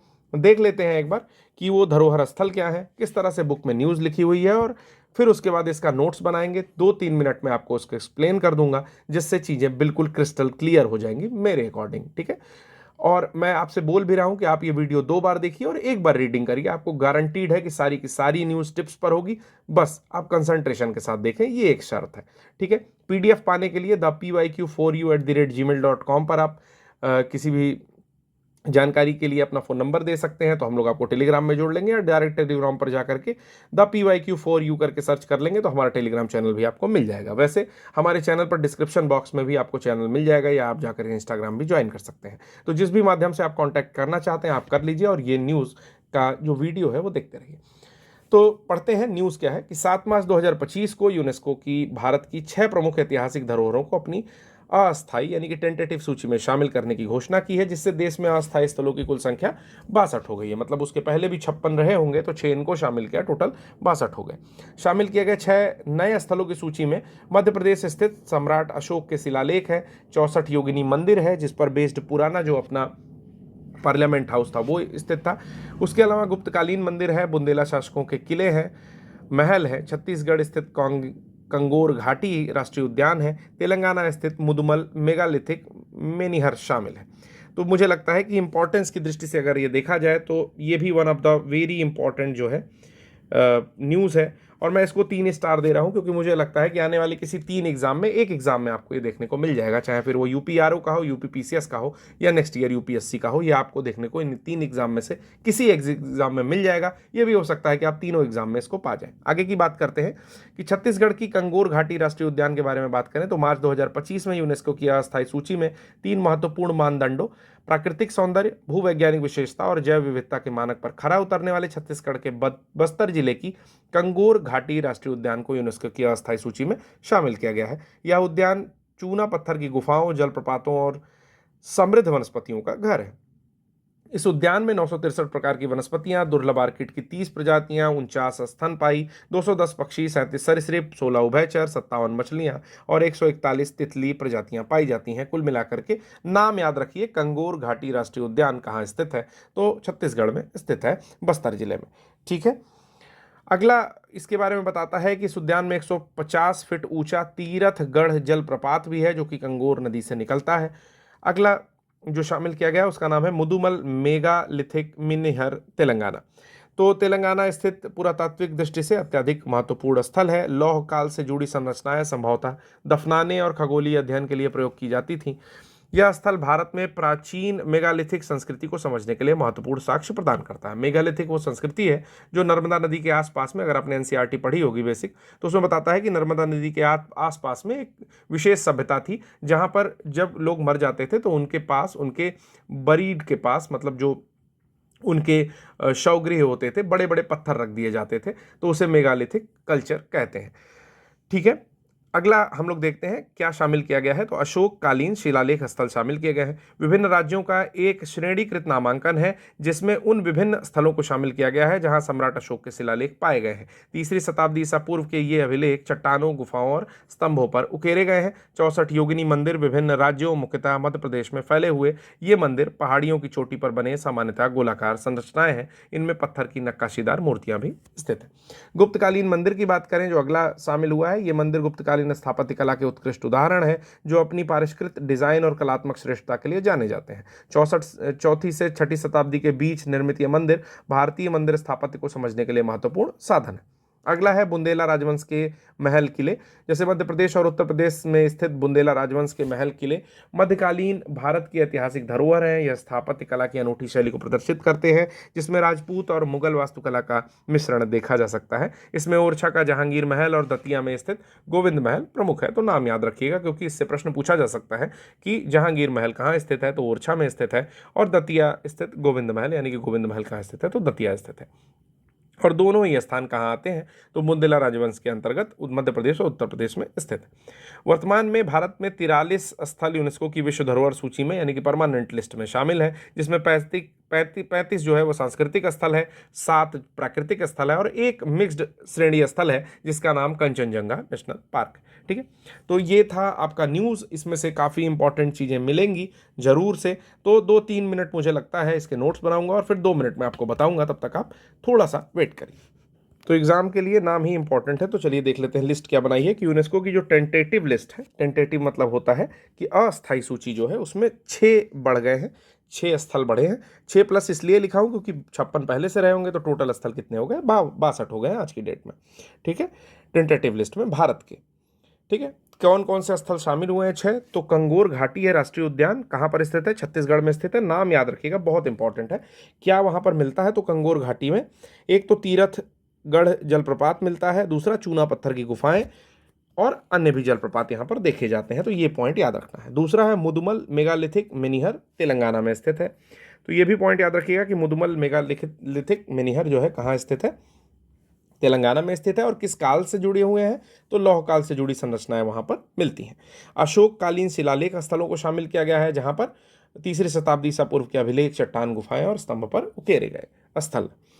चौथा आता है 64 योगिनी मंदिर जो कि गुप्त काल के दौरान बनी हुई हैं, गोलाकार संरचनाएं हैं। ठीक है, मध्य प्रदेश में फैली हुई हैं। सॉरी, 64 योगिनी जो है गुप्त काल में नहीं बनी है, मध्य प्रदेश में स्थित है और मंदिर की पहाड़ी की चोटी पर बना हुआ मंदिर है, गोलाकार संरचना है। और इससे क्या जो है प्रभावित है, तो इससे हम लोग का जो पुराना संसद भवन है वो प्रभावित है। ठीक है ना, प्रभावित या प्रेरित। अगला आते हैं गुप्तकालीन मंदिर। इसके बारे में बता ही दिया कि स्थापत्य कला के लिए, परिष्कृत डिजाइन के लिए श्रेष्ठता दिखाते हैं, तो गुप्तकालीन मंदिरों को भी शामिल किया गया है टेंटेटिव लिस्ट में। और अगला जो शामिल किया गया है वो बुंदेला राजवंश के महल किलों को शामिल किया गया है, जिसमें 2 स्थान है। जैसे जहांगीर महल जो है, जहांगीर महल ओरछा में स्थित है, उसको शामिल किया गया, और गोविंद महल दतिया में स्थित है, उसको शामिल किया गया। टोटल अगर परमानेंट लिस्ट की बात की जाए यूनेस्को की, तो टोटल 43 जो है यहाँ पर लिस्ट में शामिल स्थान है भारत की ओर से। और जो टोटल नेचुरल है वो 7 है, और मिक्स्ड की बात की जाए तो 1 है। ठीक है, तो इस प्रकार यूनेस्को के बारे में हम लोग जान सकते हैं। और क्या जान सकते हैं कि भाई यूनेस्को का जो फुल फॉर्म है वो है United Nation Educational, Scientific and Cultural Organization, और ये प्रमोट करता है पूरा कि किस तरह से विश्व में हार्मोनी और पीस रख सकते हैं। तो थोड़ा सा यूनेस्को के बारे में भी देख लेते हैं कि यूनेस्को जो संस्था है, UNESCO, यूनेस्को जो संस्था है ये ऑफिशियली 16 नवंबर 1945 को इस्टेब्लिश की गई थी लंदन यूके में एक पैक्ट के थ्रू, ठीक है, और 44 कंट्रीज के रिप्रेजेंटेटिव यहाँ पर शामिल हुए थे। इसको मैं साइड में छोड़ दे रहा हूँ, ठीक है। और फिर बात करता है कि ये शुरू तो हो गई थी, ठीक है, लेकिन कब काम में आना शुरू हुई, तो ये नवंबर 4 1946 में 20 सिग्नेटरी नेशन के द्वारा रेटिफाई किया गया था इसका कॉन्स्टिट्यूशन। और पहली जनरल असेंबली की कॉन्फ्रेंस हुई थी पेरिस में नवंबर 19 से दिसंबर 10 1946 तक। तो वेल इफेक्टिव फ्रॉम कब से इफेक्टिव हुई, तो 4 नवंबर 1946 से इफेक्टिव हुई, ठीक है। और इस्टेब्लिशमेंट किया गया यूनेस्को का, क्योंकि डायरेक्ट रिस्पॉन्स करता था जो भी वर्ल्ड वॉर 2 के दौरान बहुत सारे डिवास्टेशन हुए थे उसको लेकर के। तो यूनेस्को के बारे में इतनी जानकारी ले लीजिए, ठीक है। आपको कमेंट बॉक्स में बताना है कि यूनेस्को का हेडक्वार्टर है वो कहाँ स्थित है। मैं ऑप्शन दे रहा हूं, पहला है पेरिस फ्रांस, दूसरा है जर्मनी, तीसरा है यूके और चौथा है अंटार्कटिका। आपको 4 ऑप्शन में से एक करेक्ट ऑप्शन जो कि पेरिस वाला है इसको चूज करके बताना है कि कौन सा करेक्ट ऑप्शन है। तो उत्तर भी मैं बता चुका हूं, अगर आपको ध्यान हो तो अच्छी बात है। चलिए, अगली जो न्यूज़ है वो बहुत ही महत्वपूर्ण है, बहुत ही महत्वपूर्ण। देखिए, मैं सारी न्यूज़ को महत्वपूर्ण नहीं कहता हूं, लेकिन मैं इसको कह रहा हूं कि बहुत ही महत्वपूर्ण है, क्योंकि पहली बार इस तरह की खबर आ रही है, ठीक है। देश में पहली बार नदी डॉल्फिन की गणना की गई है और ये न्यूज़ बहुत ज़्यादा महत्वपूर्ण हो जाती है। जो अप्रैल का मैं करंट अफेयर्स कवर कर रहा था उसमें मैंने आपको बताया है कि 6000 प्लस 6327 डॉल्फिन गिनी गई हैं, जिसमें से मैक्सिमम मतलब 6327 गंगा नदी डॉल्फिन है, 3 सिंधु हैं जो कि इसमें मिली हैं, और 8 राज्यों की 28 नदियों में इसका सर्वेक्षण किया गया है। देखते हैं कि कहाँ पर कितनी नदियाँ पाई गई और किसके किसके सहायता से ये सारा कुछ हो रहा है, ठीक है। तो चलिए कवर करते हैं और वैसे पढ़ते हैं जैसे कि ये न्यूज़ आपकी किताब घटनासार में दी हुई है, और फिर इसका एक नोट्स बनाएंगे। 3 मिनट के समय में उसको रिकैपिचुलेट करेंगे, और फिर उसका PDF पाने के लिए आप 2 तरीके से हमें कांटेक्ट कर सकते हैं। पहला तो आप टेलीग्राम ज्वाइन कर सकते हैं, द PYQ आप डालेंगे तो उसमें आपको एक टेलीग्राम मिल जाएगा। अगर नहीं मिलता है तो द PYQ फॉर यू 4 मतलब FOUR वाला 4 अंक डालेंगे, ठीक है, ऐसे तो आपको ये चैनल मिल जाएगा द PYQ फॉर यू, ठीक। या फिर आप हमें मेल कर सकते हैं, स्मॉल में लिखिएगा the PYQ for you @gmail.com पर आप हमें मेल करिएगा, अपना फ़ोन नंबर दीजिएगा, हम आपको टेलीग्राम पर ज्वाइन करेंगे और जितने भी इनिशिएटिव चल रहे हैं उसके सबके फ्री PDF आपको मिल जाएंगे। लेकिन याद रहे कि घटनासार की जो बुक है वो आपको खरीदनी पड़ेगी, उसका कोई PDF आपको कहीं अवेलेबल नहीं मिलेगा, ठीक है। और अगर आपके पास नहीं है तो आप अपने दोस्त से लेकर के फोटोकॉपी कराइए, कम से कम एक रीडिंग मारिए और 2 बार मेरे लेक्चर को देखिए। मैं गारंटी देता हूं कि अगर आप शिद्दत के साथ लेक्चर देखेंगे और रीडिंग में भी कंसंट्रेशन दिखाएंगे तो आपको चीज़ें याद हो जाएंगी। तो चलिए एक बार रीडिंग करते हैं कि देश की पहली नदी डॉल्फिन गणना रिपोर्ट क्या कहती है। विश्व वन्यजीव दिवस 3 मार्च 2025 को प्रधानमंत्री नरेंद्र मोदी ने गुजरात के गिर नेशनल पार्क में राष्ट्रीय वन्यजीव बोर्ड की 7वीं बैठक की अध्यक्षता करते हुए देश की पहली नदी डॉल्फिन गणना रिपोर्ट जारी की। रिपोर्ट के अनुसार भारत में कुल 6327 गंगा नदी डॉल्फिन और 3 सिंधु नदी डॉल्फिन पाई गई हैं। यह अध्ययन 8 राज्यों की 28 नदियों में किया गया है, जिसमें 3150 कार्य दिनों में 8500 किलोमीटर की दूरी तय की गई। इस गणना में उत्तर प्रदेश में सबसे अधिक डॉल्फिन 2397 यानी कि 2397 लगभग 2400 की संख्या पाई गई। इसके बाद बिहार, पश्चिम बंगाल, असम, झारखंड, राजस्थान, मध्य प्रदेश और पंजाब जिसमें 3 जो है उनका स्थान रहा। इस दौरान गंगा की मुख्य धारा में औसतन 3275 यानी कि 3275 गंगा की सहायक नदियों में 2414, ब्रह्मपुत्र की मुख्य धारा में 584 और ब्रह्मपुत्र की सहायक नदियों में 51 और ब्यास नदी में 4 डॉल्फिन की गणना की गई। बैठक में सरकार द्वारा वन्यजीव संरक्षण के लिए उठाए गए विभिन्न कदमों की समीक्षा की गई, जिसमें टाइगर प्रोजेक्ट, हाथी संरक्षण प्रोजेक्ट, स्नो लेपर्ड प्रोजेक्ट, एशियाई शेरों का संरक्षण की योजनाओं पर चर्चा हुई। इसके अलावा अंतर्राष्ट्रीय बिग कैट अलायंस यानी कि IBC अलायंस की स्थापना और डॉल्फिन संरक्षण में स्थानीय समुदाय की भागीदारी पर जोर दिया गया। प्रधानमंत्री नरेंद्र मोदी ने इस अवसर पर जूनागढ़ में राष्ट्रीय वन्यजीव रेफरल केंद्र की आधारशिला रखी। यह केंद्र वन्यजीवों के स्वास्थ्य और बीमारी प्रबंधन का मुख्य हब होगा। इस अवसर पर प्रधानमंत्री ने 2025 में एशियाई शेरों की 16वीं जनगणना शुरू करने की घोषणा भी की। इसके अलावा बरदा वन्यजीव अभयारण्य में प्राकृतिक रूप से बढ़ रही एशियाई शेरों की आबादी को देखते हुए वहां भोजन की उपलब्धता बढ़ाने, पर्यावरण सुरक्षा के प्रयास किए जाने की घोषणा की। वहीं वन्यजीव मानव संघर्ष को नियंत्रित करने के लिए कोयम्बटूर स्थित Salim Ali centre for ornithology and natural history SACON में एक उत्कृष्टता केंद्र स्थापित करने की भी घोषणा की गई। यह केंद्र राज्य को वन्यजीव निगरानी, संघर्ष प्रबंधन में मदद करेगा। इसके अतिरिक्त वन्यजीव संरक्षण में artificial intelligence, remote sensing, geospatial mapping जैसे आधुनिक तकनीकों का उपयोग पर जोर दिया गया। प्रधानमंत्री ने इस अवसर पर गांधी सागर अभ्यारण्य जो कि मध्य प्रदेश में है और बन्नी घास के मैदान जो कि गुजरात में है, चीतों को बसाने की संरक्षण की योजना भी की। इसके साथ ही बाघों के संरक्षण के लिए एक नई योजना शुरू करने और प्रोजेक्ट घड़ियाल के तहत घड़ियालों के संरक्षण के प्रयास को बढ़ाने का निर्णय लिया। ग्रेट इंडियन बस्टर्ड, जिसको गोदावड़ बोलते हैं, संरक्षण के लिए एक राष्ट्रीय कार्य योजना भी इस अवसर पर लॉन्च की गई है। ठीक है, तो ये न्यूज़ इतनी सी थी। इसका नोट्स बनाते हैं और फिर आपसे मिलते हैं 3-4 मिनट में, तब तक आप बने रहिए। तो नोट्स आपके सामने हैं, चलिए देखते हैं क्या क्या चीज़ है। तो राष्ट्रीय वन्यजीव बोर्ड की 7वीं बैठक थी जो कि गुजरात के गिर नेशनल पार्क में हुई। नरेंद्र मोदी जी ने अध्यक्षता की, जो हमारे प्रधानमंत्री हैं श्री नरेंद्र मोदी जी। 6327 यहाँ पर नदी डॉल्फिन देखी गई, जिसमें से 3 सिंधु में थी और बाकी जितनी भी थी वो गंगा में डॉल्फिन देखी गई। 8 राज्य 28 नदियाँ टोटल कवर की गई। इसमें मैं एग्जैक्टली डेटा नहीं दे रहा हूँ कि कितने किलोमीटर। ठीक है, फिर अगर इसकी संख्या की बात करें, सबसे ज़्यादा यूपी में मिलती है 2397, फिर आती है बिहार में 2220, वेस्ट बंगाल फिर आता है 815, असम में संख्या है 635, झारखंड में है 162, राजस्थान और एमपी में मिला करके 95 और सबसे कम पंजाब में 3 संख्या देखी गई। विभिन्न कदम जो चल रहे थे, जो कि संरक्षण की दिशा में चलाए गए थे विभिन्न वर्षों में, उनकी समीक्षा की गई। जैसे प्रोजेक्ट टाइगर कब आया था?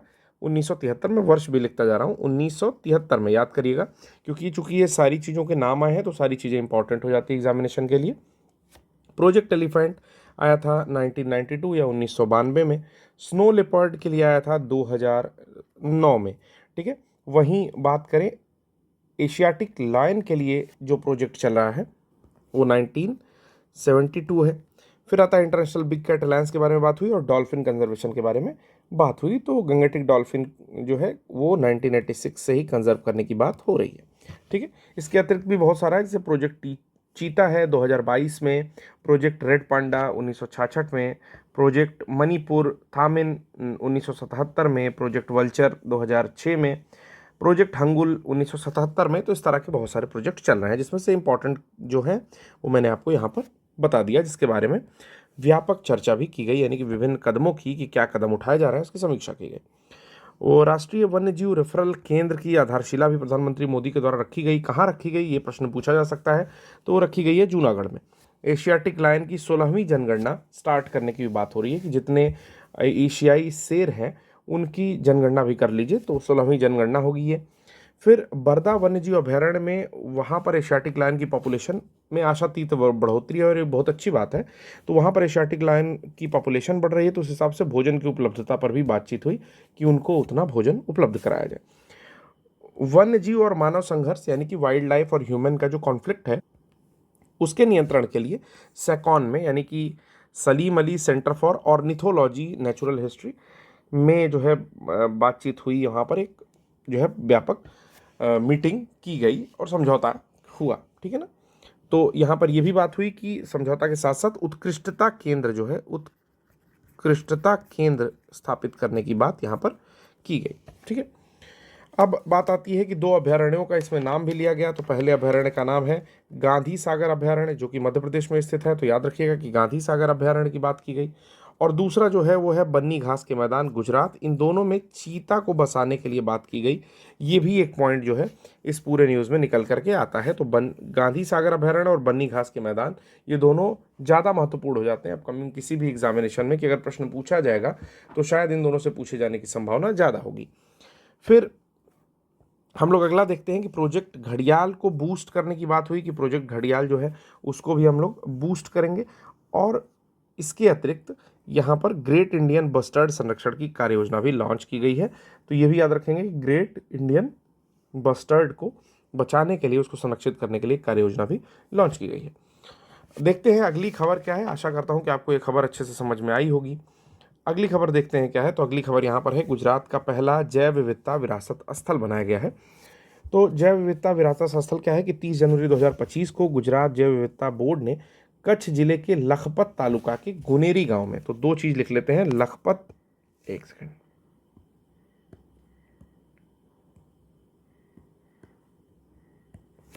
लखपत तालुका के गुनेरी गांव में क्या बना रहे? अंतर्देशीय मैंग्रोव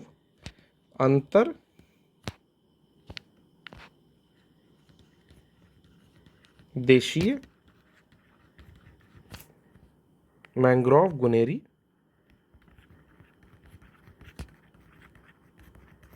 ठीक है। अंतर्देशीय मैंग्रोव गुनेरी इस गांव में बनाया जा रहा है, जो कि आधिकारिक रूप से गुजरात का पहला जैव विविधता विरासत स्थल होगा। ये क्या होगा? जैव विविधता विरासत स्थल होगा, ठीक है। कहां पर बनाया जा रहा है? तो ये सब कहां स्थित है? लखपत तालुका, कच्छ जिले में स्थित है। कच्छ जिले में स्थित है। मुख्यमंत्री भूपेंद्र पटेल और वन एवं पर्यावरण मंत्री के नेतृत्व में की गई इस घोषणा का लक्ष्य है कि इस अद्वितीय मैंग्रोव पारिस्थितिकी तंत्र को सुरक्षित करना। मतलब भूपेंद्र पटेल तथा ministry of environmental, forest and climate change के मंत्री चाहते हैं कि ये जो क्षेत्र है वो क्या हो जाए? संरक्षित रहे। तो संरक्षित करना ये इनका मतलब है, जो एक दुर्लभ गैर ज्वारीय वातावरण में पनपता है। क्यों? क्योंकि यह दुर्लभ गैर ज्वारीय, तो मतलब टाइडल वाले एरिया में नहीं है, तो गैर ज्वारीय क्षेत्र में पनपता है, ठीक है ना।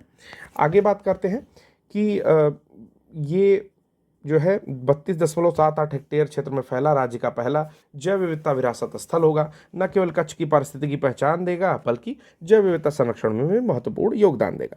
मुनेरी का यह गांव वन एक विशेष प्रकार का पारिस्थितिकी तंत्र है। सामान्यतः ऐसे स्थल मैंग्रोव तटों पर पाए जाते हैं, जहां ज्वारीय पानी 24 घंटे में एक बार आता है। लेकिन मुनेरी गांव अरब सागर से 45 किलोमीटर और कोरी क्रीक से 4 किलोमीटर दूर है। तो अब बात आती है कोरी क्रीक की। तो कोरी क्रीक आप याद रखेंगे कि कोरी क्रीक से भी 4 किलोमीटर दूर है। और अगर दूसरा जो था आपका कि अरब सागर की बात करें, तो वहाँ से 45 किलोमीटर दूर है, यानी कि कहीं भी तटीय इलाका नहीं है, यानी कि कहीं भी ज्वारीय प्रवाह इसको नहीं मिलता है, कीचड़ या दलदली भूमि भी नहीं है। यह एक सपाट भूमि में फैला वन क्षेत्र है। तो इसलिए ये अपने आप में काफ़ी विशेष है। कितने किलोमीटर की रेंज में हो रहा है? तो 32.78 हेक्टेयर में ये फैला हुआ है और अपने तरह का एक विशेष स्थल है। तो नोट्स भी साथ में ही बना दिया। अंतर्देशीय मैंग्रोव गुनेरी इसको घोषित किया गया है, इसको डेवलप किया जाएगा। पहला जैव विविधता विरासत स्थल जो कि कच्छ जिले के लखपत तालुका के गुनेरी गांव में स्थित है।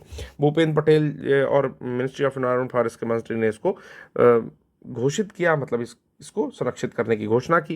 क्षेत्र संरक्षित क्यों करना है? क्योंकि यह दुर्लभ गैर ज्वारीय क्षेत्र में पनपता है। ज्वारीय का मतलब ये होता है कि भाई तटीय पानी उसको मिले, ज्वार वहाँ पर टाइड्स आए, लेकिन ये तटों से दूर है, एक समतल भूमि पर फैला हुआ है, जो कि कोरी क्रीक से 4 किलोमीटर और अरब सागर से 45 किलोमीटर दूर है। कहीं पानी का स्रोत नहीं है, कहीं दलदल नहीं है, इसलिए ये अपनी एक विशेष महत्व रखता है।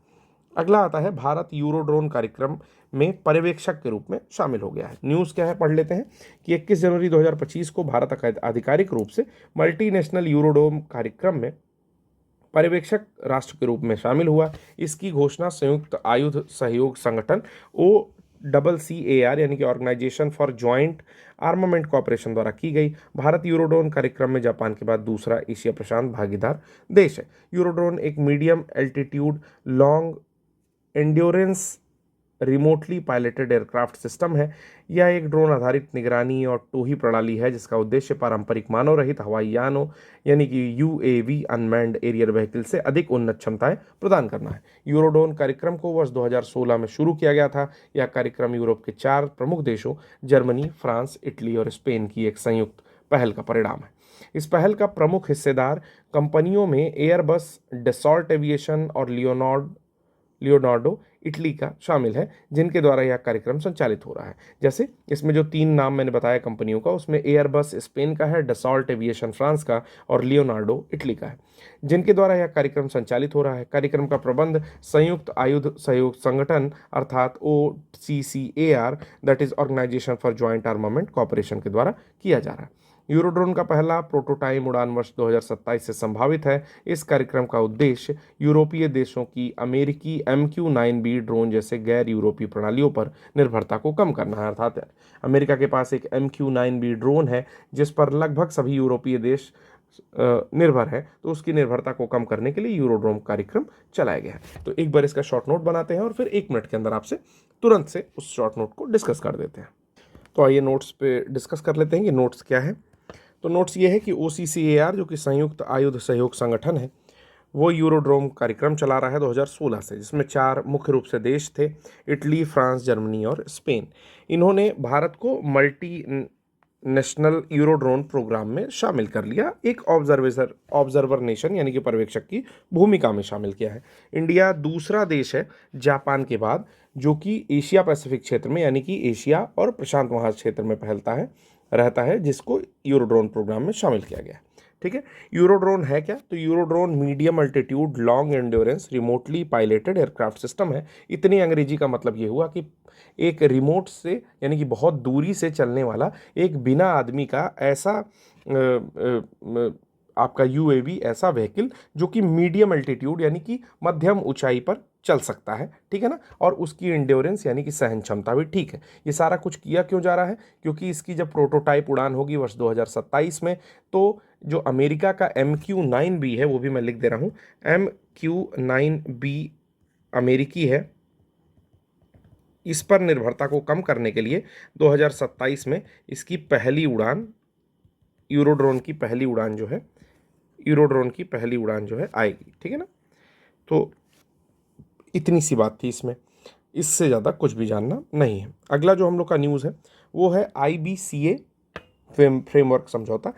IBCA क्या है? तो इंटरनेशनल बिग कैट अलायंस इसको बोलते हैं। 23 जनवरी 2025 को इसकी स्थापना पर फ्रेमवर्क समझौता आधिकारिक रूप से लागू हो गया। तो पहले वो न्यूज़ पढ़ लेते हैं जैसा कि आपके घटनासार बुक में दिया हुआ है, जिससे कि आपको बुक की रीडिंग करने पर आसानी हो। ठीक है, तो 23 जनवरी 2025 को अंतर्राष्ट्रीय बिग कैट अलायंस की स्थापना पर फ्रेमवर्क समझौता आधिकारिक तौर पर लागू हो गया है। अब IBCA और इसका सचिवालय एक पूर्ण विकसित संधि आधारित अंतर सरकारी अंतर्राष्ट्रीय संगठन और कानूनी इकाई बन गया है।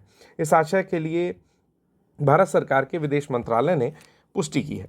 23 जनवरी 2025 को 5 देशों निकारागुआ, इस्वातिनी, भारत, सोमालिया और लाइबेरिया द्वारा फ्रेमवर्क समझौते के अनुच्छेद 8(1) के अंतर्गत अनुसमर्थन अथवा स्वीकृति के बाद इसे पूर्ण अंतर्राष्ट्रीय कानूनी दर्जा प्राप्त हो गया है। अब तक 27 देशों ने IBCA में शामिल होने की सहमति दी है, जिसमें भारत भी शामिल है। इसके अलावा कई अंतर्राष्ट्रीय अथवा राष्ट्रीय संगठन हैं जो वन्यजीव संरक्षण के क्षेत्र में कार्यरत हैं, उन्होंने भी IBCA के साथ साझेदारी की है। उपयुक्त 5 देशों ने इस ढांचा समझौता पर हस्ताक्षर करके आधिकारिक रूप से IBCA के सदस्य बनने की प्रक्रिया को पूरा किया है। इसकी शुरुआत 9 अप्रैल 2023 को प्रधानमंत्री नरेंद्र मोदी द्वारा प्रोजेक्ट टाइगर की 50वीं वर्षगांठ के अवसर पर की गई थी। केंद्रीय मंत्रिमंडल ने 29 फरवरी 2024 को एक बैठक में IBCA की स्थापना को मंजूरी दी थी, जिसका मुख्यालय भारत में होगा। यह गठबंधन दुनिया भर में 7 प्रमुख बिल्ली प्रजातियों जो कि बाघ, शेर, तेंदुआ, हिम तेंदुआ, चीता, जगुआर और प्यूमा के संरक्षण पर केंद्रित है। इसमें सभी संयुक्त राष्ट्र देशों और उन देशों का सदस्य बनने का अवसर है जो इन प्रजातियों से अभी वंचित हैं। तो छोटी सी न्यूज़ है, लेकिन चूंकि भारत ने इनिशिएटिव लिया है तो इसको कहीं पूछे जाने की संभावना है। तो 1 स्टार मार्क में ये प्रश्न मैं आपको रखता हूं कि एग्जाम में हो सकता है कहीं ये जो है देखने को मिल जाए। ठीक है, तो 1 स्टार मार्क में रखा है। 1 सेकंड में नोट्स बनेगा और तुरंत वो नोट्स आपको एक्सप्लेन कर दिया जाएगा, तो वो चीज़ रिकैपिचुलेट आपको दोहरा दी जाएगी। मैंने 3 तरीके बताए हैं। क्या तरीका बताया है? पहला तरीका ये बताया है कि ये बुक आपको लेनी पड़ेगी, अगर नहीं है तो किसी दोस्त से लीजिए, फोटोकॉपी कराइए या किसी भी माध्यम से इसको अपने पास रखिए, क्योंकि बुक होनी बहुत ज़रूरी है। करंट अफेयर्स की one of the best book Ghatnasar की बुक है। ठीक है, दूसरी चीज़ कि मेरा वीडियो जो है वो एक बार नहीं देखना है, 2 बार देखना है। पहली बार देखने के बाद आप बुक रीड करोगे और जल्दी जल्दी रीड करोगे, जितना तेज़ी से रीड कर सकते हो, और फिर से मेरा वीडियो देखोगे। मुझे लगता है कि उतने में आपके फिंगर टिप्स पर ये सारी चीज़ें होंगी, यानी कि आपको मुंह ज़बानी चीज़ें याद हो जाएंगी। तो चलिए नोट्स बनाते हैं और उसको रिवाइज करते हैं। तो इस बार मैं नोट्स आपके सामने बना रहा हूं, जिससे आपको ये आइडिया लगे कि नोट्स कैसे बनाया जाता है। तो इसमें बहुत सारी चीज़ें इधर उधर लिखी हुई हैं, लेकिन हम स्टार्ट करेंगे IBCA की शुरुआत से। तो IBCA आपके 9 अप्रैल 2023 को प्रोजेक्ट टाइगर के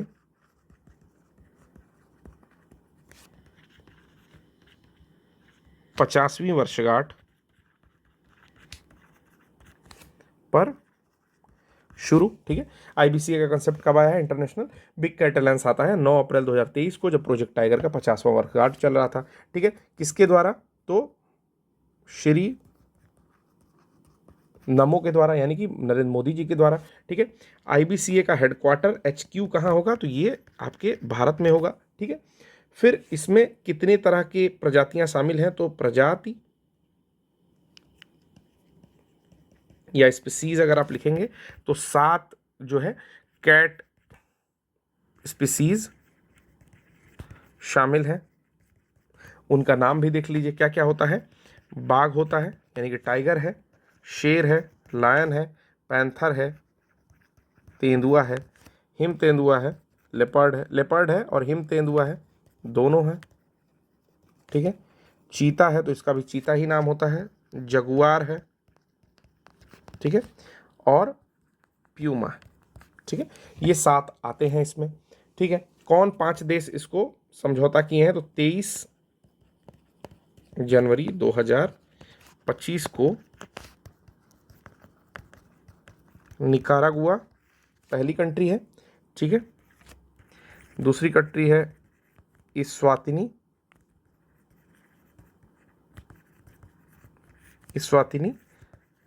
भारत, सोमालिया और लाइबेरिया। ठीक है, ये 5 कंट्रीज जो है इसमें शामिल होंगी। अभी तक कितने देश शामिल हुए हैं? तो 27 देशों ने सहमति दे दी है। इसके अतिरिक्त बहुत सारे जो आपके अंतर्राष्ट्रीय और राष्ट्रीय संगठन है वो भी कहते हैं कि हम इसमें ज्वाइन हो जाएंगे। ठीक है, ये क्या करता है? एक सचिवालय होगा, पूर्ण विकसित है, संधि आधारित हो गया, मतलब लीगल तरीके से एक आईबीसी एक संस्था बन चुकी है। इससे ज़्यादा इसमें कुछ भी नहीं देखना है। ठीक है ना, चलिए अगली न्यूज़ क्या है?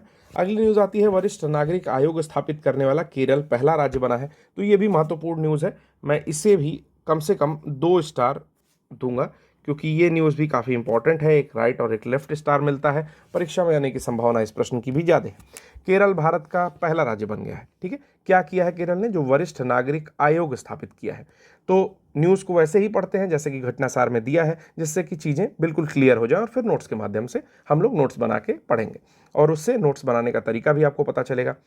मैं अभी भी लॉन्ग नोट्स बना रहा हूँ, इसे और शॉर्ट करना है, यानी कि एक एक शब्द लिखने हैं। वो चीज़ें तब होती हैं जब आप ठीक से रीड आउट कर लो।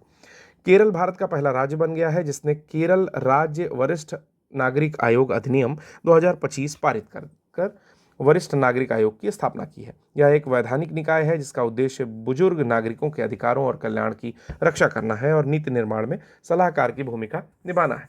यह पहल केरल के वरिष्ठ नागरिकों की सुरक्षा, पुनर्वास और सशक्तिकरण के प्रति प्रतिबद्धता को दर्शाती है। भारत में यह अपने तरह का पहला आयोग है जो विशेष रूप से वरिष्ठ नागरिकों के कल्याण पर केंद्रित है और राज्य की बुजुर्ग नीति निर्माण में सलाहकार निकाय के रूप में कार्यरत होगा या कार्य करेगा।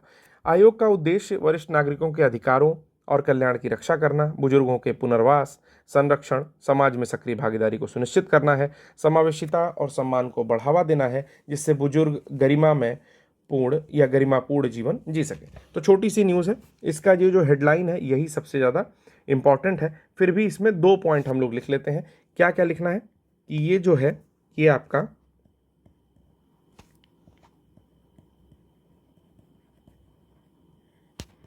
वैधानिक निकाय है, स्टैट्यूटरी बॉडी है। ठीक ना, स्टैट्यूट है। उसके बाद उद्देश्य क्या है, ऑब्जेक्टिव क्या है इसका? तो बुजुर्ग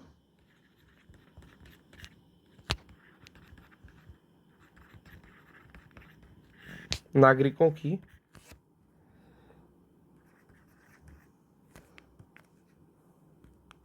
नागरिकों के अधिकारों और कल्याण की रक्षा तथा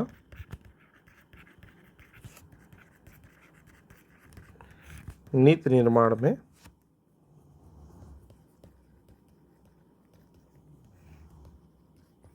सलाहकार की भूमिका। ठीक है, जिससे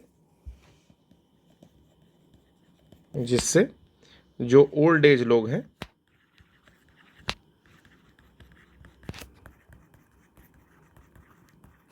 गरिमापूर्ण जीवन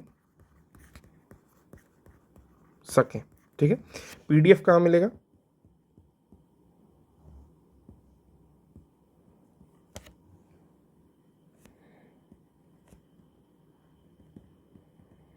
टेलीग्राम चैनल पर या @4u@gmail.com। ठीक है, दोनों पर मिल जाएगा। आप लोग एक बार मेल कर देंगे तो मिल जाएगा। तो ये खत्म हो गया। अगला जो न्यूज़ आता है वो क्या है? अगला न्यूज़ है मध्य प्रदेश के रीवा में बंगाल पहला सफ़ेद बाघ प्रजनन केंद्र। तो अगर आप लोग कभी एमपी का पेपर दिए होंगे या एमपी का जीके अगर पढ़ते होंगे तो रीवा जो कि प्रयागराज से मुझे लगता है कि 4 घंटे का रन होगा, रीवा पहुंच जाएंगे आप 3 घंटे में। तो रीवा में सफ़ेद बाघ पाया जाता है। ठीक है, और जब सफ़ेद बाघ वहाँ पाया जाता है तो जो प्रजनन केंद्र खुलेगा वो भी वहीं खुलेगा, क्योंकि पाया ही वहाँ जाता है। तो सफ़ेद बाघ की भूमि पर ही प्रजनन केंद्र खुलेगा। एक बार न्यूज़ पढ़ लेते हैं, बहुत इंपॉर्टेंट न्यूज़ नहीं है लेकिन ठीक है, एक बार न्यूज़ पढ़ते हैं जैसा कि बुक में दिया है और उसी हिसाब से फिर इसका शॉर्ट नोट बनाते हैं कि केंद्रीय चिड़ियाघर प्राधिकरण, जिसको बोलते हैं सेंट्रल जू अथॉरिटी CZA, ने मध्य प्रदेश के रीवा जिले में भारत के पहले सफ़ेद बाघ प्रजनन केंद्र को खोलने की मंजूरी जनवरी 2025 में दी है। यह पहल वन्यजीव संरक्षण की दिशा में एक महत्वपूर्ण कदम है, क्योंकि रीवा ऐतिहासिक रूप से अंतिम ज्ञात सफ़ेद जंगली बाघ से जुड़ा हुआ स्थल है। इस परियोजना को 2011 में सैद्धांतिक रूप से मंजूरी दी गई थी और इसे गोविंदगढ़ में स्थापित किया जाएगा, जो मुकुंदपुर के सफ़ेद बाघ सफारी के पास स्थित है। इस प्रजनन केंद्र से जैव विविधता संरक्षण को बढ़ावा, जैव वन्यजीव पर्यटन का विकास और स्थानीय लोगों के लिए रोजगार के अवसर सृजित होने की संभावना है। मध्य प्रदेश के रीवा जिले के गोविंदगढ़ में स्थापित किया जाने वाला white tiger breeding centre Mukundpur सफ़ेद बाघ सफारी राज्य की एकमात्र सफ़ेद बाघ पर्यटन सुविधा से 10 किलोमीटर दूर होगा। रीवा को सफ़ेद बाघों की भूमि भी कहा जाता है और 1951 में गोविंदगढ़ जंगल में महाराजा मार्तंड सिंह जूदेव द्वारा मोहन नाम का अंतिम ज्ञात जंगली सफ़ेद बाघ की खोज की गई थी। महाराजा ने सफ़ेद बाघों के संरक्षण और प्रजनन कार्यक्रम की शुरुआत की, जिससे दुनिया भर में सफ़ेद बाघों का विस्तार हुआ। यह केंद्र महाराजा मार्तंड सिंह जूदेव सफ़ेद बाघ सफारी और चिड़ियाघर मुकुंदपुर की पुनरीक्षित मास्टर योजना का हिस्सा है। इस पहल से वन्यजीव पर्यटन को बढ़ावा मिलेगा और स्थानीय लोगों के लिए रोजगार के अवसर उत्पन्न होंगे। भारत के पहले सफ़ेद बाघ प्रजनन केंद्र की स्थापना रीवा के गौरवशाली इतिहास और वन्यजीव संरक्षण प्रयासों का सम्मान है। यह न केवल बाघ संरक्षण में एक महत्वपूर्ण भूमिका निभाएगा, बल्कि पर्यटन और स्थानीय अर्थव्यवस्था को भी मजबूती देगा। मध्य प्रदेश अपने अनुकरणीय वन्यजीव संरक्षण कार्यों के लिए टाइगर स्टेट, लेपर्ड स्टेट और चीता स्टेट के रूप में जाना जाता है। तो छोटा सा एक नोट्स बनाते हैं काम भर का, और वही मैं आपको डिक्टेट कर दूंगा, तो आपका ये जो न्यूज़ है वो तुरंत से कवर हो जाएगा। तो यहाँ पर 2 पेज का कुल मिलाकर के नोट्स बनाया हूँ, सॉरी 2 पेज का नहीं, 6-7 लाइन का नोट्स बनाया हूँ, जिसमें CZA के बारे में बात करता है कि सेंट्रल जू अथॉरिटी ने मध्य प्रदेश के रीवा जिले में भारत के पहले सफ़ेद बाघ प्रजनन का केंद्र खोलने की बात दी है। हालांकि सैद्धांतिक मंजूरी 2011 में मिली थी कि गोविंदगढ़ में स्थापित किया जाएगा, और गोविंदगढ़ में ही स्थापित हो रहा है। महाराजा मार्तंड देव जूदेव की बात आती है, जिनके नाम पर मुकुंदपुर में सफ़ेद बाघ सफारी स्थित है, और उसी के पास गोविंदगढ़ में ये प्रजनन केंद्र खोला जा रहा है। महाराजा मार्तंड देव के बारे में बात करें तो मार्तंड देव जूदेव जो हैं, उन्होंने ही 1951 में जंगल में मोहन नाम का अंतिम जो है सफ़ेद बाघ, जो कि जंगली था, उसे खोजा गया। देखिए, जंगली बाघ अलग होते हैं जो जंगल में रहते हैं, और जिन्हें पाला जाता है वो बाघ अलग होते हैं। तो जंगली ज़्यादा खतरनाक होते हैं, ऑब्वियस सी बात है कि वो पूरे जंगल में घूमते हैं। ठीक है, तो अंतिम जंगली बाघ 1951 में इन्होंने खोजा था, और फिर उन्होंने उसको संरक्षण और प्रजनन के लिए कई सारे कवायद किए। तो उसी दिशा में जो है सफलतम प्रयास हो रहा है कि यहाँ पर प्रजनन केंद्र को खोलने की CRA के द्वारा मंजूरी, यानी कि आपका सेंट्रल जू अथॉरिटी के द्वारा मंजूरी मिल गई है। MP की बात करें तो उसे टाइगर स्टेट, लेपर्ड स्टेट और चीता स्टेट कहा जाता है। तो यहाँ पर तेंदुए पाए जाते हैं, चीता पाया जाता है और टाइगर पाया जाता है, तो लेपर्ड स्टेट भी कहते हैं। हालांकि चीता अब नहीं पाया जाता, लेकिन पुनर्वास कराया जा रहा है। वहीं रीवा को सफ़ेद बाघों की भूमि कहते हैं। तो इतनी छोटी सी न्यूज़ है जो कि हमने लगभग पूरी तरह से कवर कर लिया है। फ़ायदा क्या होगा? तो फ़ायदा बहुत सारा होगा। जैसे फ़ायदा होगा कि वहाँ पर जो पर्यटन है उसका विकास होगा। फ़ायदा ये होगा कि जो उससे संबंधित लोग हैं उन लोगों को नौकरी मिलेगी, रोजगार मिलेगा। ठीक है, फ़ायदा ये होगा कि जैव विविधता को संरक्षण मिलेगा, क्योंकि जब सफ़ेद बाघ का प्रजनन होगा तो सफ़ेद बाघ की संख्या बढ़ेगी और कहीं ना कहीं जैव विविधता पर एक पॉजिटिव इम्पैक्ट पड़ेगा। ठीक है, साथ ही उस क्षेत्र का एक गौरवशाली इतिहास है, उसे भी बल मिलेगा। अगला आता है नीति आयोग का राज्य उच्च शिक्षा पर रिपोर्ट आया है। तो राज्य उच्च शिक्षा पर क्या रिपोर्ट आया है? रिपोर्ट काफ़ी बड़ी है, उसे हमें मोटे मोटे पॉइंट्स जो है पढ़ लेना चाहिए। तो देख लेते हैं कि रिपोर्ट क्या कहती है। तो बुक से डायरेक्ट पढ़ना शुरू करते हैं। बुक का नाम है घटनासार। कई बार मैं इसको चर्चा कर चुका हूं। अगर आपके मित्र के पास है तो ले लीजिए, आपके पास है तो बहुत अच्छी बात है, नहीं है तो किसी और से लेकर के फोटोकॉपी कराइए, कैसे भी मैनेज कर लीजिए, ठीक है। क्योंकि एक बार रीडिंग बहुत ज़रूरी होती है। तो मैं कुछ घोट के आपको नहीं पिला सकता। मैं कोई यूट्यूबर नहीं हूं जो आपको ये दावा करता हो कि मैं जो पढ़ा दिया वही आएगा, ऐसा कुछ नहीं है। आपको एक बार कम से कम पढ़ना पड़ेगा। हाँ, फिर 2 बार अगर आप लेक्चर देखते हैं तो चीज़ें बिल्कुल क्लियर हो जाएंगी। तो रिपोर्ट कहती है कि नीति आयोग ने राज्यों और राज्य सार्वजनिक विश्वविद्यालयों के माध्यम से गुणवत्ता उच्च शिक्षा का विस्तार नामक एक रिपोर्ट प्रस्तुत की है। क्या प्रस्तुत की है? तो राज्यों और राज्य सार्वजनिक विश्वविद्यालय के माध्यम से गुणवत्तापूर्ण उच्च शिक्षा का विस्तार, ये रिपोर्ट का नाम है। 10 फरवरी 2025 को जारी की गई। इस रिपोर्ट में नीति आयोग के उपाध्यक्ष सुमन बेरी ने उच्च शिक्षा विभाग यानी कि DHE, Department of Higher Education के प्रमुख अधिकारियों के साथ इसको लॉन्च कर दिया। यह रिपोर्ट पहली बार विशेष रूप से राज्य सार्वजनिक विश्वविद्यालय यानी कि SPUs पर केंद्रित है, ठीक है ना। और स्टेट पब्लिक यूनिवर्सिटीज़ जो हैं उस पर केंद्रित है। और पिछले एक दशक में उच्च शिक्षा की गुणवत्ता क्या है, वित्त पोषण कैसा है, शासन और रोजगार क्षमता से संबंधित एक व्यापक विश्लेषण प्रस्तुत किया है। इसमें लगभग 80 नीतिगत सिफारिशें की गई हैं और एक रणनीतिक रोड मैप भी शामिल किया गया है जो नई शिक्षा नीति NEP, न्यू एजुकेशन पॉलिसी 2020 और विकसित भारत 2047 के लक्ष्यों के अनुरूप होगा। यह पहली नीति दस्तावेज है जो विशेष रूप से राज्यों और राज्य सार्वजनिक विश्वविद्यालय पर केंद्रित है। इसमें 50 से अधिक SPUs के कुलपतियों, राज्य उच्च शिक्षा परिषदों और राज्य सरकारों के अधिकारियों के साथ व्यापक विमर्श किया गया है। भारत में 80% उच्च शिक्षा राज्य सार्वजनिक विश्वविद्यालयों में होती है। SPUs की बात करें तो ये सिर्फ शिक्षा की पहुंच बढ़ाने के बजाय विश्वस्तरीय शिक्षा प्रदान करने की दिशा में आगे बढ़ने की इनको आवश्यकता है। नई शिक्षा नीति के अनुसार 2035 तक SPUs में नामांकन बढ़कर 7 करोड़ तक पहुंचने का अनुमान लगाया जा रहा है। राज्य सार्वजनिक विश्वविद्यालयों में प्रमुख चुनौतियों के रूप में अधिक निवेश और बेहतर वित्तीय प्रबंधन की आवश्यकता है। शिक्षा पर केंद्र और राज्यों का संयुक्त निवेश GDP का 6% तक बढ़ाया जाए, जो कि वर्तमान में 0.62% काफ़ी कम है, यानी कि 10 गुने से लगभग बढ़ने की बात ये करता है।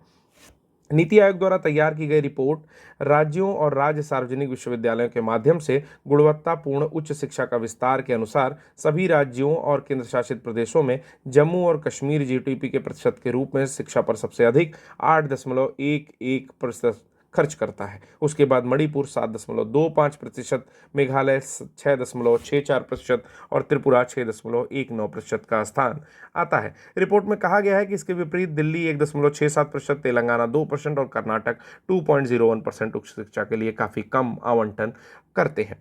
देश में राष्ट्रीय औसत विश्वविद्यालय घनत्व 0.8 है, अर्थात प्रति 1 लाख बच्चों पर 0.8 विश्वविद्यालय स्थित है। सिक्किम में सबसे अधिक घनत्व है, 10.3 का है। उसके बाद अरुणाचल प्रदेश, लद्दाख, हिमाचल प्रदेश, मेघालय और उत्तराखंड का स्थान आता है। रिपोर्ट में आगे कहा गया है कि बिहार, उत्तर प्रदेश, पश्चिम बंगाल और महाराष्ट्र जैसे अत्यधिक आबादी वाले राज्यों में राज्य स्तर पर विश्वविद्यालय घनत्व राष्ट्रीय औसत से कम है, जबकि बिहार में यह सबसे कम 0.2 है।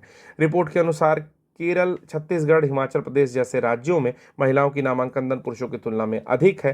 केरल, छत्तीसगढ़ और हिमाचल प्रदेश जैसे राज्यों की बात किया है मैंने, तो जो महिलाओं के लिए उच्च शिक्षा तक अधिक पहुंच के लिए सफलता के मॉडल के रूप में काम करती हैं।